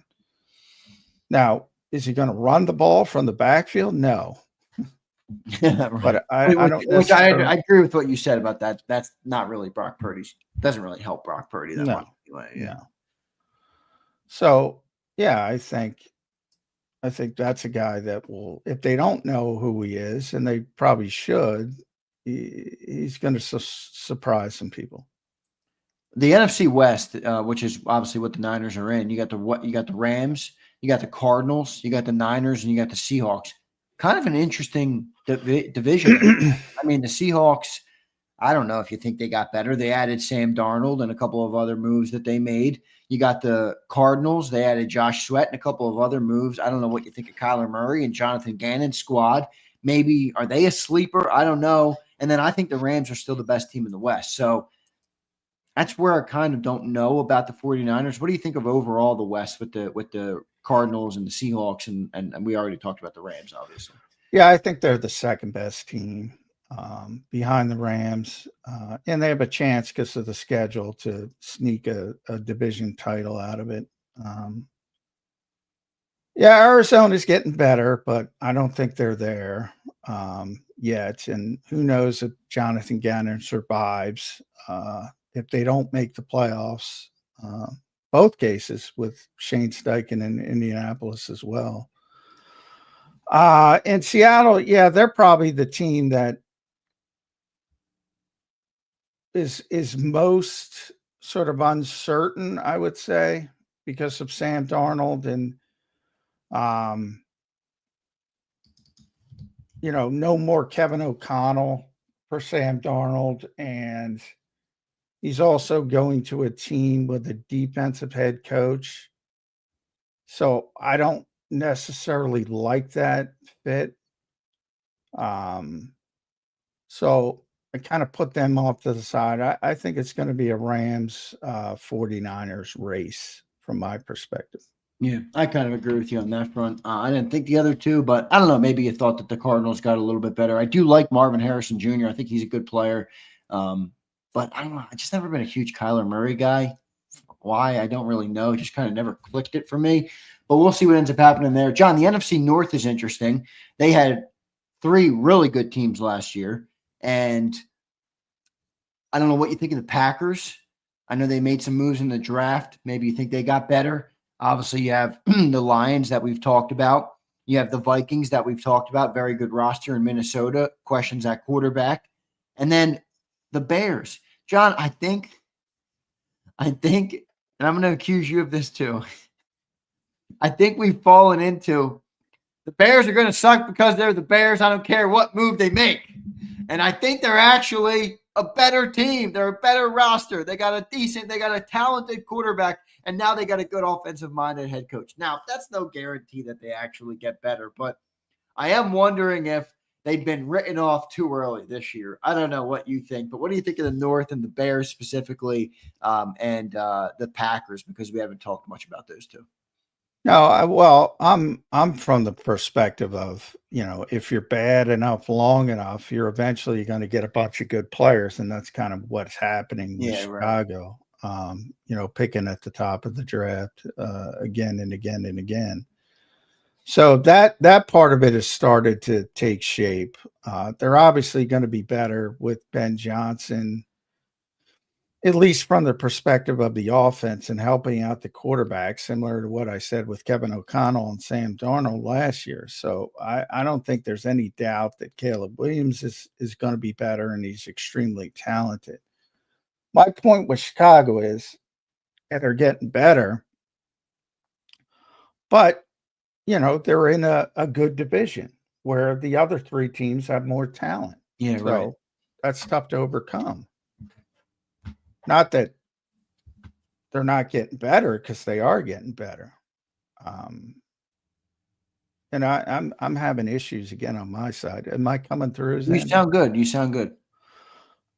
So yeah, I think that they are unquestionably getting to the point where they're getting better. Unfortunately, if it were the AFC East, I say all the time, where it's Buffalo and a bunch of dregs, if they're in that division, I go, yeah, they have a chance to make some noise. But in this division, it's tough to say. We'll see what ends up happening there. And then you go to the South. Obviously, I think easily the worst division in the NFC. I mean, you got the Bucks, the Panthers, the Saints, and the Falcons. I think maybe the Panthers could get a little bit better, but still nowhere close to contention. The Saints are first year with Kellen Moore and all sorts of quarterback questions. Falcons, I don't know. And then you got the Bucks. I think the Bucks win that division easily. Yeah, the Bucks are clearly, to me, the best team in that division. Atlanta's interesting, but that's a drastic change at quarterback. I don't know how much. That's a strange one to me, Michael Penix. And then New Orleans. Boy, poor Kellen Moore is all I can say. Tyler Shuck. I mean, I don't know what to say with Tyler Shuck. But they're going to have some growing pains. Oh, there goes Johnny Mac. He teased it. He felt like he was about to go, and he went. All good, though. We'll get him back up when he can get it back up. We'll see what ends up happening, but he's right about the Saints. Obviously, this NFC South is weak. I mean, I think the Bucs are good. But by the way, everybody, for those on Birds 365, and I apologize for not bringing this up a little bit sooner on the show. I was kind of stuck in the segments that I had built into my show prep sheet for the week. They lost, well, not lost, but Tristan Wirfs underwent surgery, and he could end up on the PUP list, and the PUP list means you're going to miss 4 games. We play the Bucs in week 4, so they could be without their star left tackle, Tristan Wirfs, in the game that we play versus the Bucs in week 4. So they're a team that has kind of had us in their bullseye. They've gotten the better of us many of times. I think Todd Bowles is like 4-1 versus us.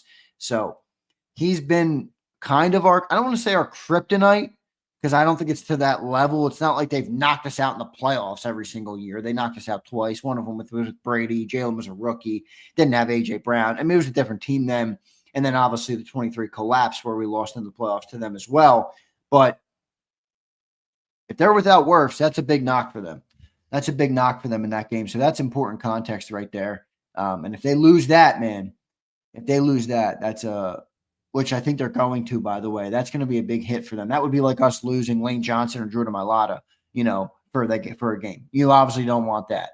So that could happen to them, and we'll see what happens. Let me see what Johnny McMullen. I might have to do some business on the air here and see if I can help John get back up. Let me take a quick commercial break. When we come back, we'll continue to talk about the NFC because I do think there's a lot of great talking points with this. And the funniest part about it all, Eagles fans, is you talk about all these teams. I listen to John give his objective take on all these teams.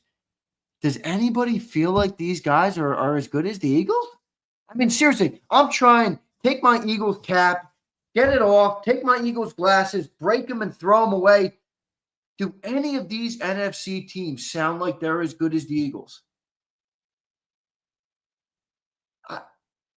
I don't think so. I don't think so at all. I don't even think it's close. I mean, look at the top 25 list that we've run down with the Eagles roster. This team is superior.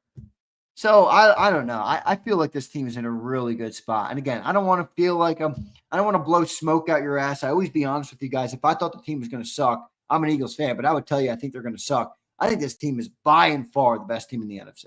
So we'll see what happens. Let me get a quick commercial break and figure out what goes on with Johnny Mack. We'll get him back up before the last 25 minutes here on a Football Friday. Love all you guys. We'll be right back in 3 minutes. Welcome to the Jet Setters and the High Rollers, to the Shot Takers and the Tastemakers. Welcome to the Viewfinders, the Thrill Seekers, and the Night Owls. Welcome to everything you could possibly want on one 5-mile island. Welcome to the Wildwoods. Book your stay today. The following is a real testimonial from the father of a young injured victim. I didn't think she was going to make it. Major Perry's daughter was the victim of a horrific accident caused by someone else's negligence. If you don't find the right counselor, law firm that you're looking for, you will get lost in the wilderness. Badly injured? Call the Fritz and Bianculli Law Firm at 215-458-2222 and find out why they say, "We got this." In our hometown, we all look out for each other. We go the extra mile to lend a helping hand. We step up to keep our communities going strong. And at Independence Blue Cross, we're here to keep you going strong.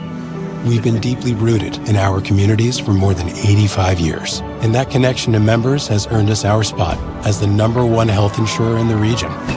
So while you look out for your neighbors, know IBX is always looking out for you. Your financial future is on the line. Are you ready for what's next? At Leone & Company Wealth Management, we help young professionals, business owners, and pre-retirees navigate the complexities of building and protecting wealth.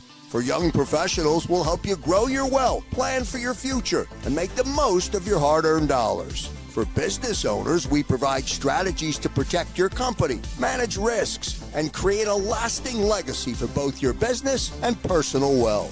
For pre-retirees, we'll design a plan to secure your retirement, ensuring you can live comfortably and confidently in your next chapter. Whether you're just starting out, managing a thriving business, or preparing for retirement, we're here to help you take control of your financial future. The first consultation is on us. Get the advice you need without the cost. Let's make your financial vision a reality. Take the next step. Scan the QR code to schedule your free consultation today. And of course, go Birds.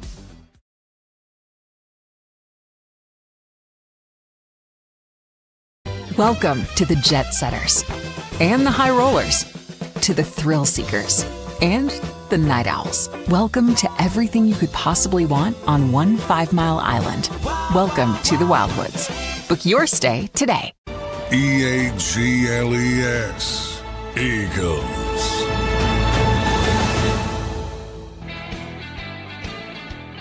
Welcome back in, everybody, to a Football Friday edition of Birds 365 here on JAKIB Sports. I'm your host, Zander Krause. My co-host, Johnny Mack, is not here. Now, he had a little bit of an internet dropout. He just texted me. He's working on getting back up. Listen, sometimes we're at the mercy of internets. It's just the nature of the beast. I've had my issues time to time. Johnny Mack has his issues from time to time. Cilio has his issues from time to time. It just happens when you're a streaming show all year long. So we appreciate all of you guys for having the patience to stick with us here on Birds 365 with plenty of stuff to talk about. And guys, we're well under 2 weeks now from training camp. It's July 11th. So they report in 11 days, and then 12 days they're on the football field. So Next week will be the last week of no Eagles content or no Eagles football. We'll have Eagles content, obviously. You guys will be here, and I appreciate that. And then the following week, Tuesday, they report. Wednesday, they're on the field, and we're going to have training camp. We're going to have football 24/7s. We're going to be doing a bunch of extra content. And for those who, by the way, for those who checked out my video I put up last night, I'm like, should I post this on JAKIB? It's not really JAKIB content. It's not Eagles content, but I got a new car, and I posted the video up on JAKIB. So I'm thinking of things that I might have to do like a daily Eagles segment from the car. Something like that for the year. I might do that where it's just me talking to you guys, and I'll post that up every day. So that'll be pretty fun. But I appreciate those who liked that video or who checked in on that video. And you can go and subscribe to my other YouTube channel, ZK's Garage. All right. That's where I'll post some car content for those who like that stuff. If you don't like it, that's fine. You don't have to listen. You don't have to watch. You don't have to care. That's fine. I won't bore you with it here until Zander time when I can talk about anything and everything. And that's what I'll do. But looking at back to the NFC, guys, where we were, I don't see it with the 49ers. I don't see it with the 49ers at all. John sees it with them getting back. I don't see it at all, not even a little bit. And then you look at the quarterbacks in the NFC. The other thing I wanted to talk about with John, look at the contending quarterbacks. Jared Goff, I like him. I think he's good. Baker Mayfield, I like. Dak is Dak, choke artist. Purdy in San Francisco, sorry, just not seeing it with him. Caleb Williams in Chicago is interesting. Jordan Love, it's like, what is Jordan Love? Does anybody know yet what Jordan Love is? I don't know. So I think that's pretty interesting. But the last repeat, and can anybody figure this out? I'll do a little trivia until I get Johnny Mac back up. Can anybody give me in the comments the last repeat NFC champion was who? The last repeat NFC champion. Not necessarily Super Bowl repeat, but last repeat NFC champion was who? Anybody got it? Boom. Wow, Jesse G. Quick, man. That's quick. Jesse G's got it instantly. Seahawks. There you go. Brandon Howard got it as well. So Seahawks, they were 2013, 2014, I believe. So they were the last repeat NFC champion.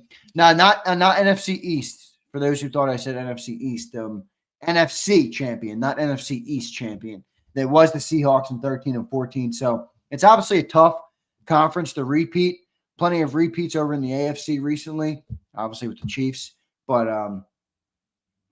who do you guys think is the biggest threat to the Eagles this year in the NFC?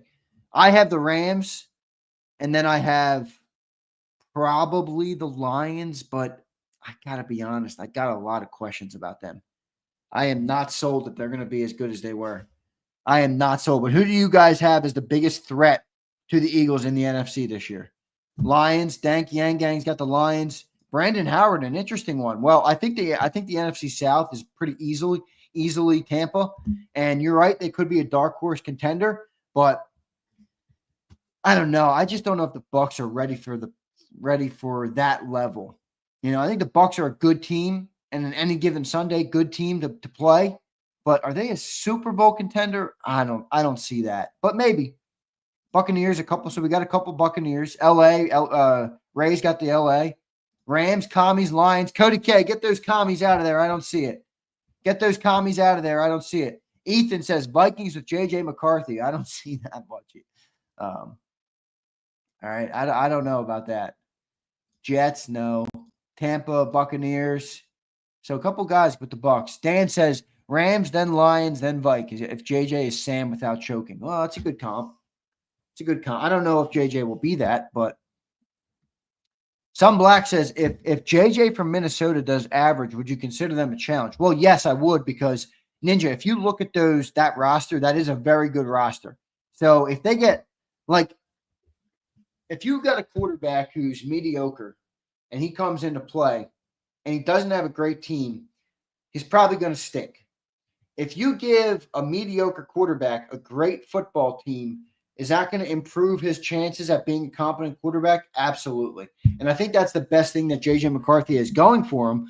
My problem with it is, Ninja, is that the last time that was true for J.J. McCarthy was when he was in college, and he had a great team around him, and he won the national championship, and he still didn't have to do anything.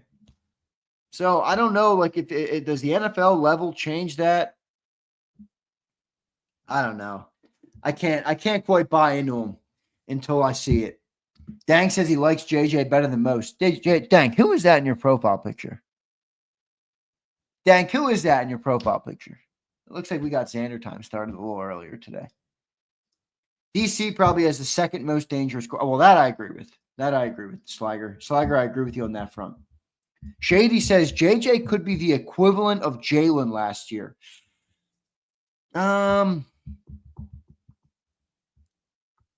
You're talking about a guy who's been in 2 Super Bowls in 3 years, a guy who won the Super Bowl MVP, a guy who was second in the MVP voting in 2022. I mean, Shady, I know you're not the biggest Jalen Hurts fan, but are you putting the cart before the horse with J.J. McCarthy? The equivalent of Jalen Hurts for J.J. McCarthy? I don't know.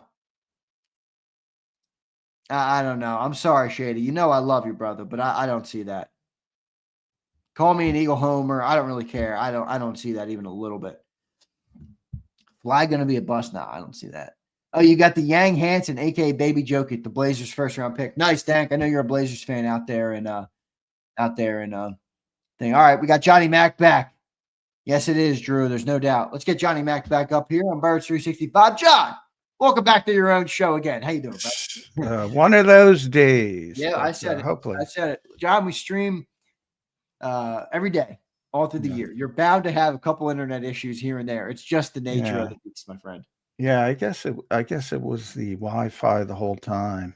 I ran the Xfinity Wi-Fi, whatever it's called, and it says it's not performing at optimum level. So had to reboot it.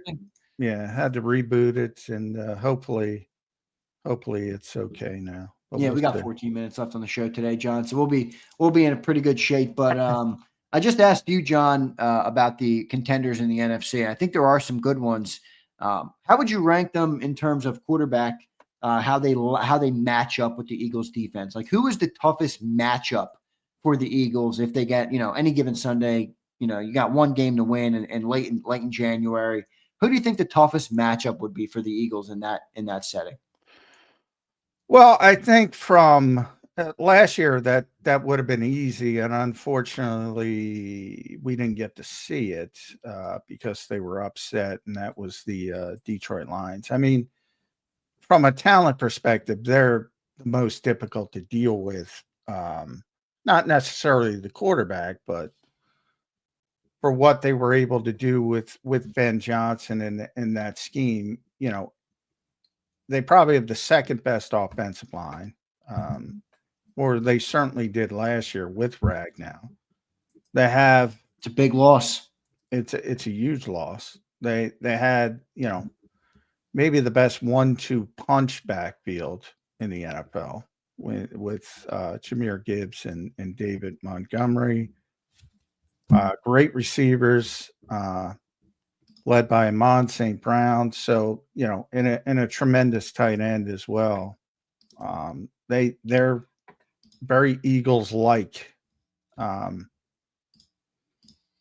little bit different, from the style of play, because they have more of a traditional quarterback who gets the ball out on time and things like that. The Eagles, a little bit more unconventional, but just from a talent perspective, that to me is a tough matchup. And a lot of it's almost always about one player that's a pain in the ass. And that's, to me, that's Gibbs with the Lions. Like, I don't know how you stop that guy. Nobody matches up with him. It's just a really good player. And that would have been for somebody like me, that would have been fun to watch. I don't know how it would have worked out, but that would have been a lot of fun to watch an NFC Championship game between those two teams. I think the Eagles probably would have won it because of all the injuries the Lions had at the time on defense. But that game would have been a lot more fun than the Washington game. Maybe not for Eagles fans that just want to win. Yeah. But, you know. Well, it was kind of the game we talked about all year that never came. Yeah. And it would have been a lot of fun to see. But there's so much uncertainty this year. I can't guarantee that, you know, what's going on with the coordinators and how do you replace Ragnow. You know, Graham Glasgow is probably going to be the center, and we'll see how that works out. But when you talk about Gibbs and Montgomery and St. Brown and Jameson Williams, Tim Patrick, Sam Laporta, they're still loaded, and you got Penei Sewell, Taylor Decker up front, so they're not quite. They've taken a step back, but defensively they should be much better. Getting Aiden Hutchinson back, Alim McNeil will be back at some point. DJ Reader, they have good linebackers. They have a very good secondary. When they're healthy, and so they're still loaded, but two coordinators and Ben Johnson was special as a coordinator. He was. I don't know if he's going to be a good head coach, but he was special as a coordinator. I think that's going to affect Jared Goff. Yeah, it might. It might. So, you know, a lot of uncertainty. But, you know, people can say there's a lot of uncertainty with the Eagles, especially defensively, not offensively, but defensively. Like there's a lot of projection going on here. I mean, there's a lot of, for those who are really hyped and talking about the Eagles defense being top 5 or number 1 again, which we've heard. There's a lot of guys that have to step up to make that happen. So, I mean, John Morton is the new offensive coordinator. I don't think he's going to be Ben Johnson. You know, of course, Ben Johnson wasn't Ben Johnson before he became Ben Johnson, so you never know. But I you know, the odds are against it. And that's why I go Eagles, Rams, Lions, probably in the NFC. Yeah, I think that's pretty good. Eagles, Rams, Lions. Makes sense to me. John, who do you think the toughest defense we're going to play this year is? I think it's the Vikings. Yeah, the Vikings. Well, I'll say this. That'll be the most uncomfortable defense for the Eagles, probably, just because Flores is so unique, and you're going to see some stuff you don't see the rest of the year. So that always makes them difficult, and they're very talented as well, except at corner. So, you know, they have to figure out things at cornerback. They're really weak at cornerback. So, you know, that could be a big AJ, a big Devontae game, depending how things shake out. But yeah, they're a pain in the ass to play. I mean, well, it depends how you look at it. If you're a football fan, you'll enjoy watching that defense play. But you know, most people just want the Eagles to win, so they're not going to enjoy, you know, if the Eagles are a little bit off kilter because they're seeing some unique stuff that they're not typically going to see. Yeah, that should be a good one. I do like Brian Flores. I like the way he does defense. Do you think he'll ever be a head coach again, Brian Flores? Probably not, right? You never say never. I mean, if they win the Super Bowl, yes, because if they win the Super Bowl, which, you know, they've never won a Super Bowl, so JJ McCarthy, I don't know about that. Well, that's what I'm saying. And they have a rookie, but I'm saying upside, they have a tremendous roster. If the quarterback hits, they're going to be a legitimate Super Bowl contender. I'm with you in that I don't think that's going to happen. I'm just saying, as far as your question about Flores, that will change the narrative because they'll have a very good defense. But there were some things about him and specifically Tua down in Miami that he was pretty hard on Tua. And I'm not sure if you can overcome that kind of stuff. But again, winning cures everything. That's why I bring up Super Bowl potential. It's a Super Bowl roster without a Super Bowl quarterback. That's how I describe Minnesota. Right. They're close to it. I don't know if I would call them that, but they're close. I would agree with that. This is an interesting comment here. Dan's had a couple good comments today. He says, I think the Eagles pose the biggest challenge to a Flores D as he loves to blitz. Agree or disagree? He does love the blitz. Eagles fans would love him. Well, maybe not. I mean, maybe Eagles fans finally came around, because Vic does not blitz. Yeah, Flores loves the blitz. Better not overcommit. Yeah. Saquon will be in your rear view real quick. Well, he's more of a third down, unique. He's not going to blitz on 3rd and 3. Yeah. He's more setting up. Look, Saquon can go to the house against anybody at any time, but pick your poison. Give me the go route to AJ that we've talked about. Well, that's the thing. I would say to Dan, the Eagles are traditionally do not handle the blitz well. So I'm not sure that your biggest challenge to play, they traditionally do not handle the blitz well. That's been an issue. We've been talking about it forever, to the point where I threw up my hands before the Super Bowl and said, fuck it, just run go routes, which worked. But that's playing an optimum game on one game day. Traditionally, they have not handled the blitz as well as they should. Yeah. Denver D says Ian East says Denver D will be the best we face. So they're an interesting team, but I'm yeah, they have a good D. Well, yeah. As I said with Minnesota, they don't have good corners. So to your go route, yeah, maybe AJ just explodes. Denver is probably more well-rounded as a defense, I would say. But I think,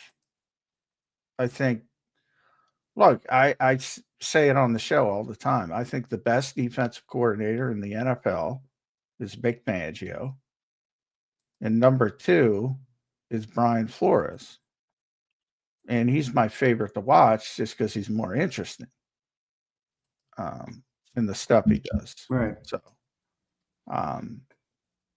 and plus, your guy, and I don't know if he's your guy, but I'm very interested to see Dallas Turner this year. Because I thought he was going to be really good coming out of Alabama.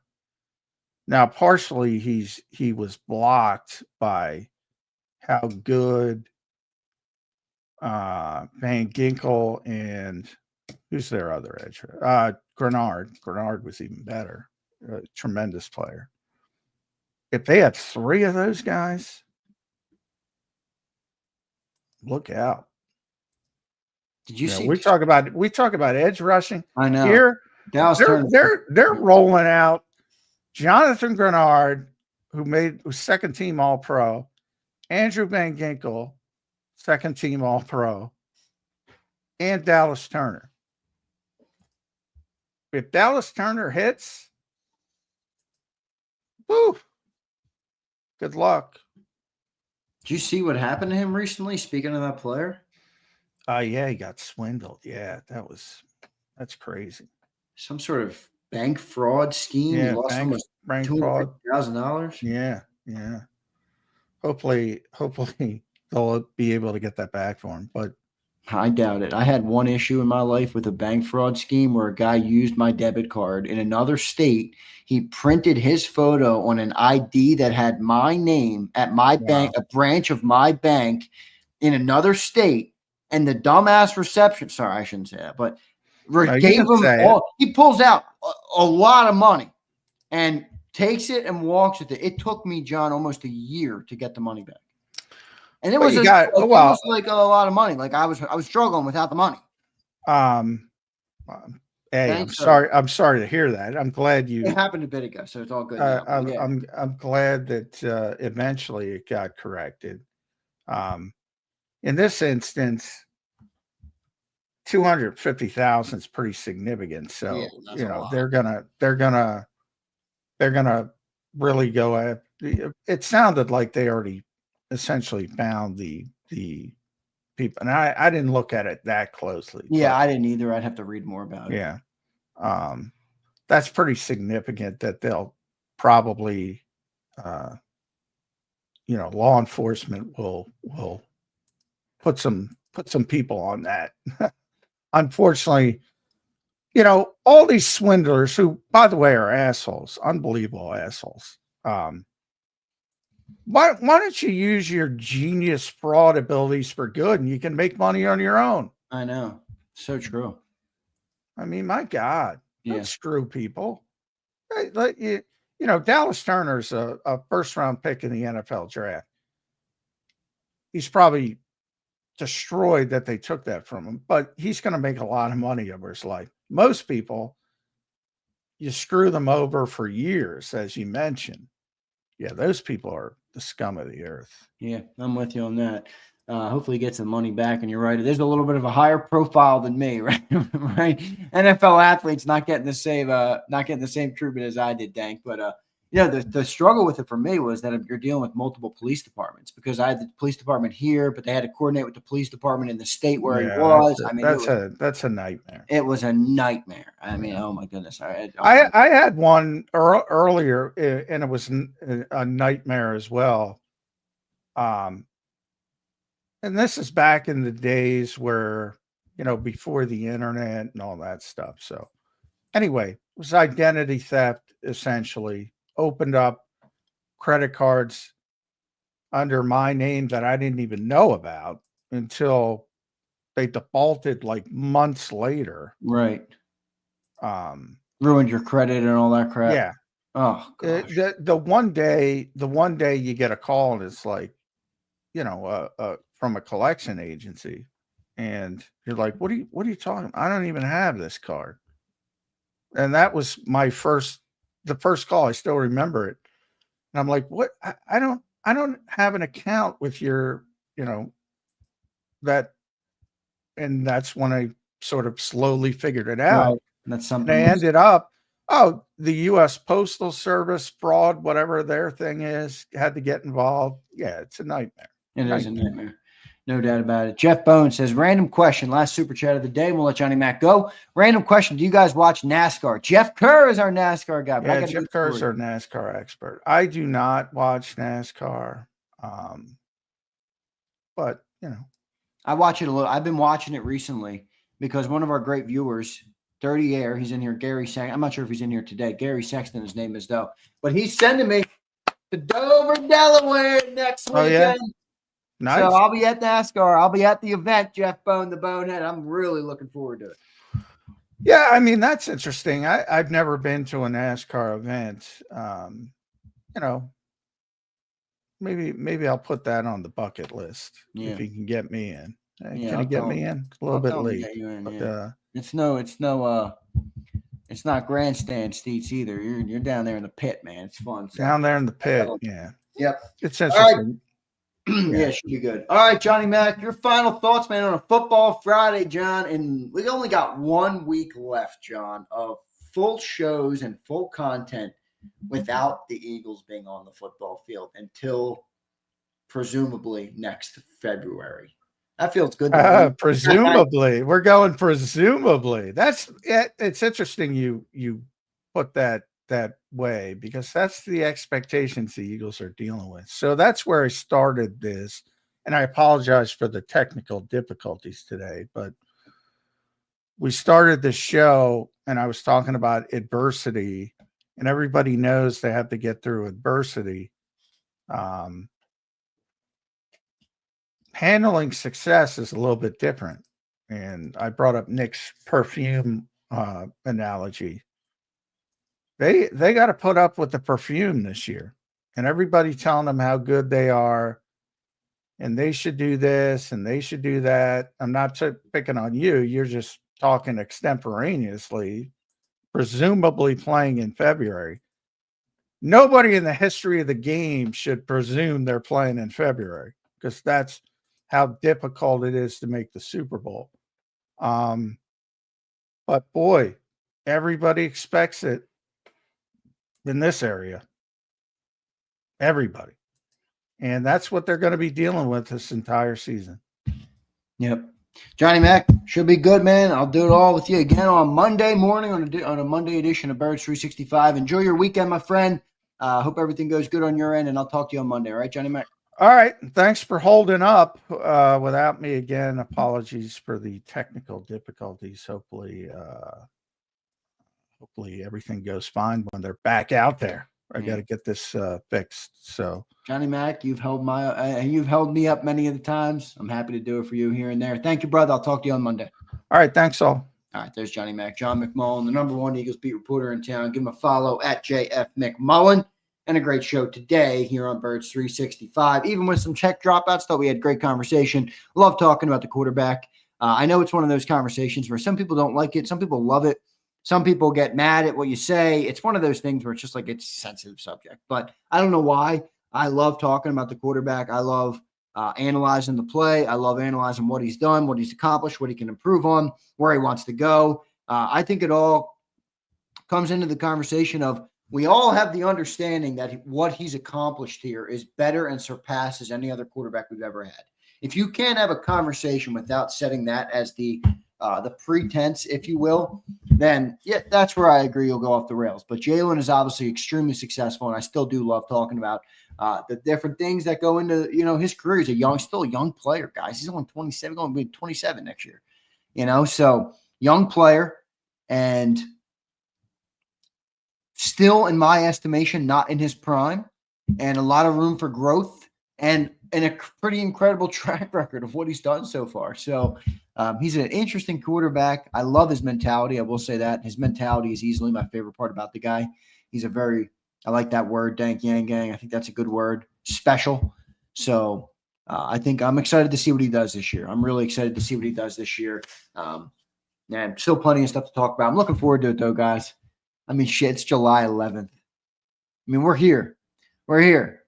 It really brings excitement to me. It really does, because I don't mind doing shows in the offseason. It doesn't bother me, but it's a harder thing to do. It's not as entertaining. It's not as much there. And once the season rolls around, man, we're going to have so much to talk about. We're going to have so many good topics.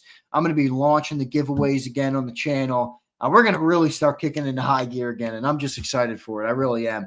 I thought I would be a little bit more like want more time, but I don't at all. Like, I'm ready for the season. I'm ready for the season. I'm ready for the work. I'm ready for the grind. I'm ready to work 16, 18-hour day, whatever it takes, baby. Whatever it takes. I'm ready to deliver you guys content. I got some good ideas as well. So we'll launch some new things. We'll do some new things. We'll get some people up to discuss, and I'm excited for the season, which is right around the corner. All right. 7-Eleven day. I forgot about that. Should I ride over to 7-Eleven in my new C8, drop the top, and pick up a Slurpee? Maybe. All right. Drakeford says, your shows are always entertaining. I thank you, Drakeford. I appreciate that, brother.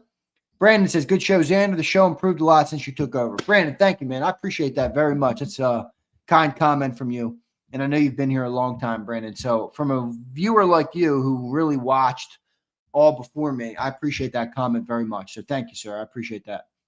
Thank you, Drakeford, as well. Ian says, Jalen is unselfish, a team guy, obsessed with winning, and that's what he ends up doing. Sign me up, however it looks. Ian. Nicely said, my friend. Nicely said. All right. Very nicely said. Dan, what's up, Dan? Good to see you in here. Dan, you've had good comments today. Are you a consistent listener that's not in the chat often? Because I don't see your name in the chat much, but the way you're commenting would make me believe you're a long-time listener. Come on, Dan. I need to see those comments more often. He says, the beauty is both Jalen and AJ know they have room for improvement. They seem to be two of the best self-critics on the team. Wow, that's another great take. Another great take by Dan here, where you know, Dan, I would look at that and I would say that is a trait of not just the superstar, but a trait of someone who breeds excellence or desires to breed excellence in every area of their life. Because some people will become self-absorbed. Some people will read their own headlines. Some people's ego will take over. Some people will have issues with the level of success, with the fame, with the fortune, with everything that comes with it. And I think you hit the nail on the head when you say you have two guys who are the top of their craft, who are elite in you make it to the NFL, you're elite. When you're elite in the NFL, you're the top of the top of the top. You're the 1% of the 1%. And when you can look at those guys and they still are their own best self-critic, you know you got somebody with a rare mindset, with a rare mentality. And that's a great take by you. All right? That's a great take by you, Dan. Here he goes. He follows up. He says, wish I could always enjoy this live. I live in Hawaii, so I'm typically on delay. Happen to be in the Goddard's hometown of Britain, South Dakota. Look at that. How is Hawaii, Dan? You got to let me know, man, how Hawaii is. It's one of the places I want to go. All right. I told you guys, I'm not really a world traveler.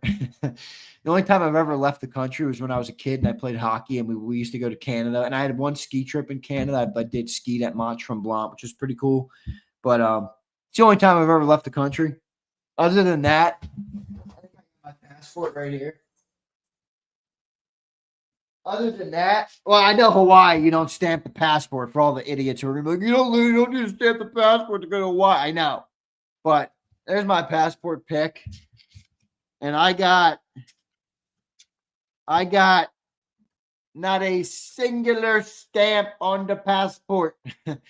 Not a singular stamp on the passport. But I do have a passport. Not a singular stamp. All right. So I'm not a world traveler, but Hawaii is a place I want to go. My mom went there when she was young. She was about my age, I think, when she went.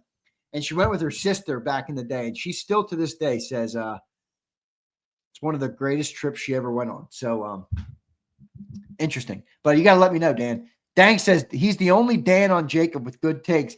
Oh, shots fired. That passport's getting less use than the Cowboys parade bus. Yes, it is. It is. Y'all ever been to Mexico? Jeff Bowden, based on what I just said, do you think I've been to Mexico? Bonehead, do you think I've been to Mexico? Come on, Bonehead. Drew Pauly checking in. We got some good comments. I'm going to get to all of them. You guys are crushing it today. Xander, saw something cool. Eagles stacked the box one of the least, and yet they had a top run defense. Props to Jordan Davis taking 2 blockers every play. Drew, I'm going to bring that up with Big Sills. Speaking of the other Dan on JAKIB, I'm going to bring that up today. Well, maybe not today, but next time we talk about Jordan Davis. Terrence Baum, what's up, Terrence? Some people like me don't type as much because we at work. I love listening, though. Helps me at work. Yo, Terrence, thank you for commenting, man. Thank you for taking the time to send that. I love hearing that because, sometimes you don't see everybody. And I have a relationship, at least I feel like I do, with a lot of people in the chat. But I do know there's a lot of listeners out there that don't always type or don't always put their message in the chat. But it is good to know you're there. It's good to know you're listening. And it's good to know you appreciate the content. So, Terrence, I hope you know I appreciate you too, even if I don't call out your name because I don't see it. All right, brother. So thank you, man. Thank you for that cool comment, and I appreciate that. I appreciate that very much. Can you shout out me? Matt Ramos, shout out to you, my friend. Thank you for being here, and I appreciate your support of the channel. Whether you're here all the time or not, or you just wanted the shout out, that's good with me. It's a football Friday, and I'm in a good mood. I'll give you a shout out. So shout out to you, Matt Ramos. I think that's how you say your last name. Ramos? Ramos. I'll go Ramos. All right. Ethan says, I'd say Nick is the heart and soul of this team. I don't think Nick gets enough credit. All right. I say that honestly. I don't think he gets enough credit. Shady says, I don't get to catch this show much. I do listen to Big Seals religiously. I feel like we're friends, family, JAKIB family. Absolutely, Shady. Absolutely. That I feel like that 100%. You know, I was joking the other day. I think I said this on Cilio or maybe it's Xander time. I forget when I said it, but I was joking the other day. I got to be careful with you guys because, you know, I'm one of those dudes that I love like alone time sometimes. Like I just like sometimes I'll, you know, Friday night in just like sounds good to me. Like I just want to relax. I just want to kick my feet up. I want to talk to like not many people, maybe just my family, my beautiful woman, and that's really it. So my issue with you guys is you guys are my social interaction. So sometimes I get off the air and I'm like, I don't want to talk to fucking anybody, but can't do that, you know? I got people that want to hear from me. So pretty funny, but I do love all you guys.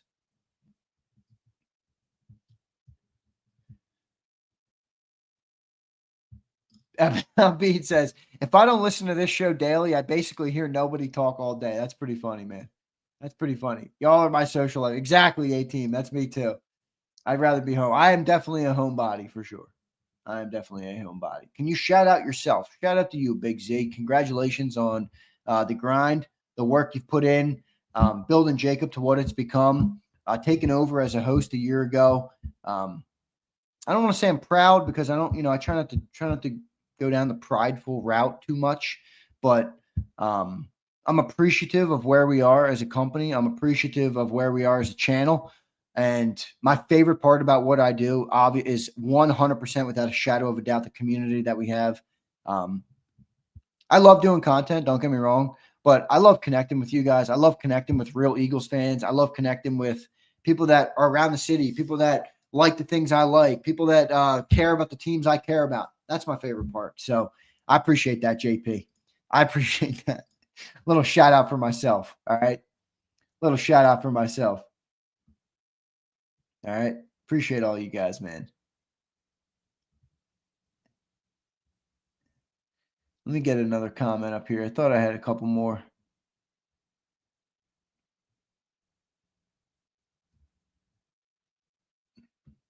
Get a few more comments. Rashid says, why does J-Mac believe he can't be up there with them? What do you mean, Rashid? I don't know what you mean by that. Secunda, I love you, but I'm not going to talk about you. I know you're a workers' rights and all those things, guys. That's all good. Dan says, no passport needed. Just come enjoy the beaches, snorkeling, and hikes of Hawaii. Should I do my honeymoon in Hawaii, Dan? Would that be good? I don't know. I was thinking Italy. You know, Italy's like the one place I want to go. I'm Catholic. I'm a proud Catholic, obviously. So, like, I think Vatican City, I want to go and see that stuff.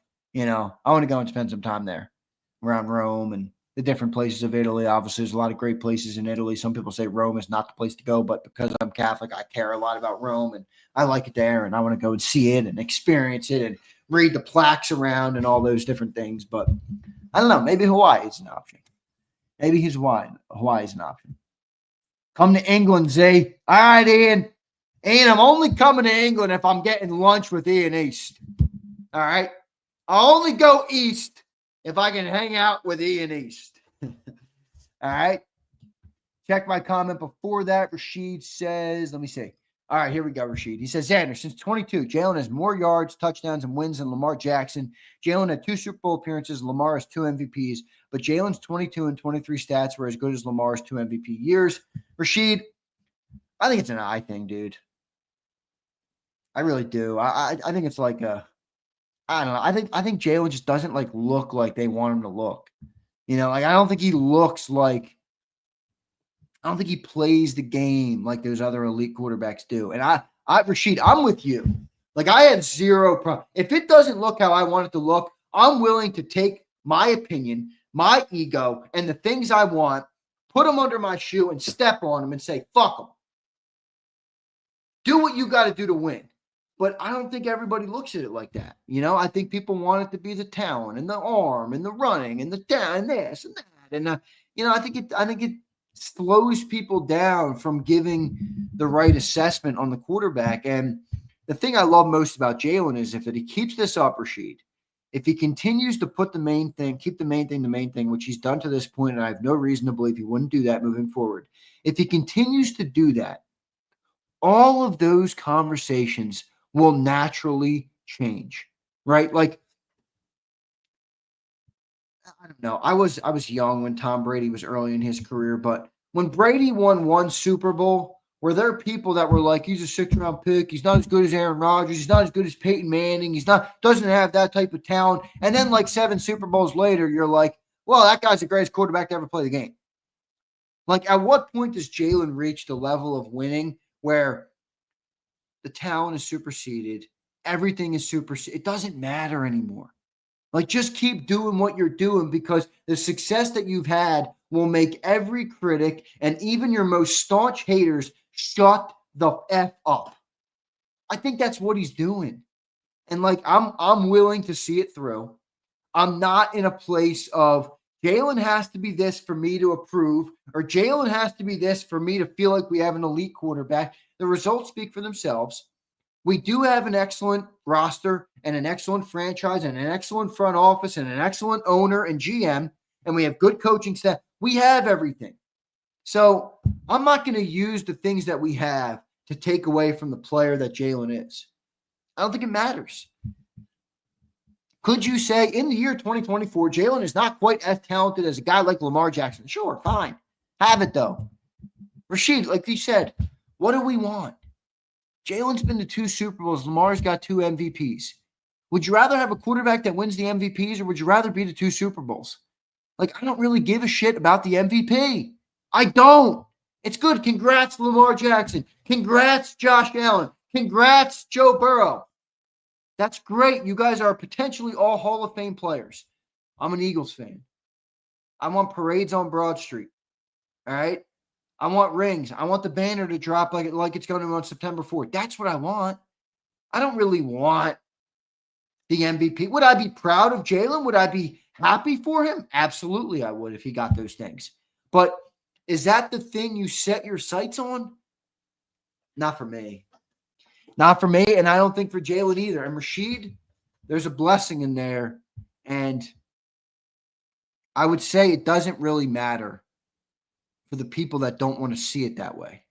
Because there's always going to be pundits, there's always going to be critics, there's always going to be people that take their value chart or their gauge of what they think is important and make it supersede what the reality is. And I'd rather live in the truth. The truth is 2 Super Bowls in 3 years, 1 Super Bowl ring. We've won the NFC twice with Jalen Hurts. He finished at the top of the MVP race in 22. And the team has had more success in this 4-year run than maybe any other 4-year run in the 100-year history of the Philadelphia Eagles. Think about that.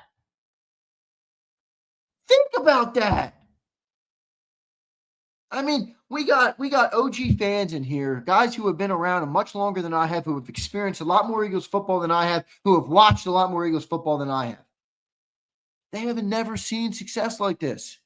And this has all happened with Jalen as our quarterback, which is the most important position on the football field. So why should my opinion, and my opinion isn't one of those, but why should that opinion supersede what's happening in front of us? It shouldn't.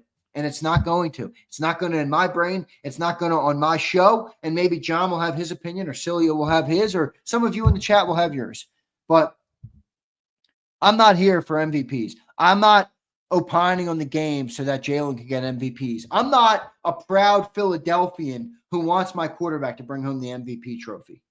How about the photo of Jalen the day after the Super Bowl where he's next to Roger Goodell and he's got the Lombardi trophy in one hand and the Super Bowl MVP in another hand? That's what I want, Rashid. And I'm good with that. And I'm good with that even if it means every other pundit says he's not as talented as those guys. I don't care. I don't care. If Jalen puts the main thing, keeps the main thing, which again he's done all 4 years, no reason to believe he wouldn't do that. all of those critics, all of those pundits, all of those opinions will correct themselves. Because I guarantee you this, Rashid, if he gets a second ring, if he gets a third ring, and again, we got a long way to go to get there, so I'm not putting the cart before the horse on it, but if he does, if those things do come to fruition, I guarantee you every last one of them will get in line. I guarantee it. I guarantee it. And that's where Jalen is so far ahead of the pundits. And if you keep the main thing, the rest corrects itself. The rest doesn't matter. That's not what matters. Winning is what matters. And when you win, the rest handles itself. I love Jalen Hurts. I really do. I'm proud that he's our quarterback. I think he's a perfect quarterback for this football team, perfect quarterback for this city, perfect quarterback for this coach. I wouldn't change. If you told me right now, and people will say I'm crazy for this, and I don't give a shit. If you told me right now, you can pick any quarterback in the National Football League to put on the Eagles with this roster, with this coach, with this GM, with this front office, I would choose Jalen Hurts. I would choose Jalen Hurts. And I mean that 100%. And some people would say, why would you not take the more talented guy with this roster? Why would you not take Josh Allen? Why would you not take Joe Burrow? Because I don't believe that you can just plug another guy in and get the same success. I believe pieces mesh together perfectly for their own reasons. And one puzzle piece, even if it's a prettier puzzle piece, is not going to fit as well as the puzzle piece we got right now. I'm taking Jalen over all of them. I don't give a shit. Now, maybe if you're building a new team from scratch or whatever, okay, maybe you take a different quarterback. Maybe you have a different sites and you want to do it different. Okay, that's fine. But in Philly, give me Jalen Hurts all the way. Give me Jalen Hurts all the way. And I think that's pretty awesome. I think most fans feel that about Jalen. Some don't. You're still going to have your guys, your guys that don't, that would prefer it to look prettier or whatever the case might be. But not me, man. Not me. I'm good. Dan says, I'm with you on Jalen. I've actually heard Southeast Asia, Cambodia, or Vietnam is good. Will certainly be cheaper than Hawaii. Dan, I love you. I don't think I'll end up in Cambodia or Vietnam for my honeymoon. Just not a me thing, but hey, I'm sure it's beautiful. Don't get me wrong. I'm sure it's beautiful. I'm not trying to say anybody that's been there or wants to go there isn't right. I'm just telling you the Big Z way. Hawaii sounds dope. Italy sounds dope. And I don't know. I'd have to look. I got to do some more research, Dan. I love you though, Dan. I appreciate you for being here, man. It's good to see you in here today. All right. Rashid, thanks for being here, bro. You know I love you. Thanks for being here. All right, everybody. Let me make sure I got all my my super chats today. By the way, what did you guys think of my car video I put up? I was thinking, I'm like, should I post this on JAKIB? Because I have like a car channel I used to post on back in the day before I was doing good on content. So I posted it up on there. But I'm like, let me share this with JAKIB. My great people of JAKIB might want to see this because I've been talking about getting a new car for months here on the show. All right. I've been talking about that on the show for a while. So I'm like, let me post this up on JAKIB. I'm sure I got some haters in there. There's dorky ass Rich just commented.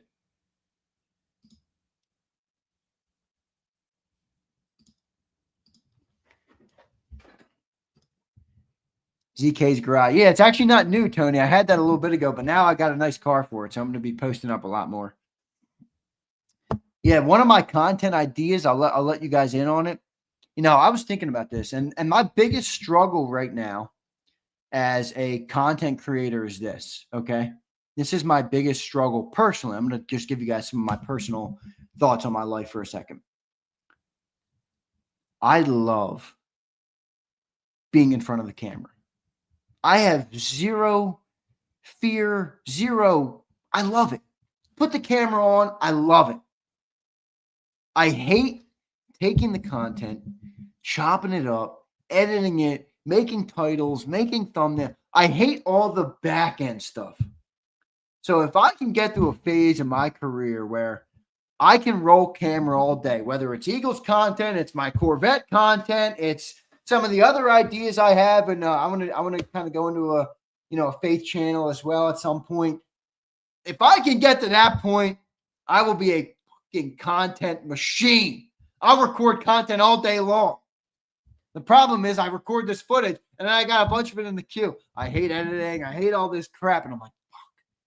So that's where I am professionally, where I'm like, look, this is the life I chose though, right? I probably could have tried to go into a business where I worked at another job or, worked for another company and they had the infrastructure to do those things, but I don't. And we started JAKIB and I'm proud of it, but we're not quite there yet where I can have the full editing team. So, we'll see, but that's kind of my thoughts. I love being behind the camera though. Like even just recording the video last night in my car. If you didn't see it, go and check it out on a shorts on JAKIB. I put it up as a short. I love doing that stuff. I videoed me yesterday going to get the tints for my car. I did a first drive video yesterday. So I'm going to have to edit them up and post them on ZK's Garage. But that's kind of where I'm at, If I had a great editor with me, I would love to just record all day, man. Tony says you're a natural on camera. Sometimes, I don't like to gas myself up, Tony, but I am comfortable on camera. I am comfortable. And I believe every human has different gifts from God and they can use them in different ways. And I think that's one of my gifts is that I'm good on camera. And I never knew I was. I was always scared shitless of being on camera when I was doing JAKIB and I was behind the scenes and we had all the hosts and everything. I was scared shitless. I was frightened at the thought of talking to you guys every day. I really was. And I always had it in my heart to be a content creator because, back in 2020 when I was not on the camera, I had like my own separate channel. You can see some of my old videos on ZK's Garage. Like it's been a journey, but now that I do it, now that I'm comfortable with it, I love it. And I want to try and build on it more, and I don't want to just be boxed in on sports. I love sports. I love talking about sports. I love talking about the Eagles. I love doing all this with you, but I don't want to make that my only thing that I do. I don't want that to be my entire professional identity, if that makes sense. I think I can do more than that. I think I can talk about more than that. I think I can be more than that. And I think I'm being called to be more than that. That doesn't mean I would ever stop doing what I'm doing. I'll probably always do JAKIB. I'll probably always do Eagles content. I mean, I love doing it. I love the Eagles. I love football. And, I get an awesome, incredible community here. So I would never stop that. But how do I become more? I need an editor because most of my time when I'm not on live like I am right now, you know what I'm doing? I'm breaking out content. I'm breaking up clips of the Cilio show, Birds 365. I mean, there's a lot of stuff that goes into it. I think that people don't realize, which is fine. I don't expect them all to realize, but that's part of the beast, part of the nature of the beast, man.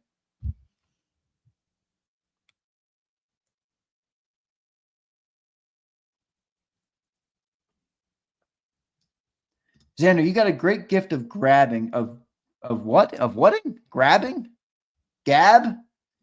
You mean just hollering? You mean just yapping all day, Don? Is that a compliment? I can't really tell. Get an unpaid intern. I could use one. Anybody want to be one? I don't like not paying people though. I want to pay, but just got to make sure everything's in the business budget right now, especially in the off season. It's a little tough. The gift of grabbing. I don't know what that means. All right. Cody, thank you, bro. I appreciate it. Secunda says you could stream on Twitch. People over there be going 8 hours live every day. Secunda, I could do that easily. I never knew. Like, should I do Twitch? I don't know. What the hell do you talk about all day over there? Eagles? Same thing? I don't know. The thing that bummed me out was those effing Crocs. What are those? Those aren't Crocs. They're Canes. Bruce, you know where I saw them first? The Eagles. My Lotta was wearing them in a video. They're actually really nice for recovery shoes, dude. You go when you're like working out or whatever, you put those on, they're fire. But whatever. 10% finder's fee. I got you, Secunda. Are you the Jalen Hurts of sports commentating? I don't know about that. Gabbing. Thanks, Don. I appreciate it, man. All right, everybody. I'm getting out of here. Any car guys in the chat right now? I need some thoughts. All right. Here's Dan. I've been liking Dan's comments today. He says, Zander, you and John are the best. I really appreciate your up-to-date Eagles information. I also love your true honesty. Only critical when warranted. I feel like Cilio picks on the Eagles. Well, he does. He does pick on the Eagles. There's no doubt about that. That's the nature of his mentality, okay? Is M. Ray says, did it break down already? Oh, the Toyota guy. He's upset I didn't get a Toyota. Do I look like a Toyota? M. Ray, I love you, and I got respect for all you people who drive the Toyotas. Do I look like a Toyota guy to you? Yes, Don, I got rid of the pickup.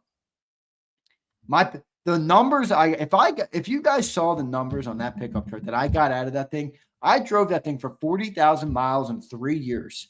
Okay? 3 years, 40,000 miles. And my overall cost of the car was like $5,500 in 3 years. That's like $1,600 a year, $1,700, $1,800, somewhere in that range.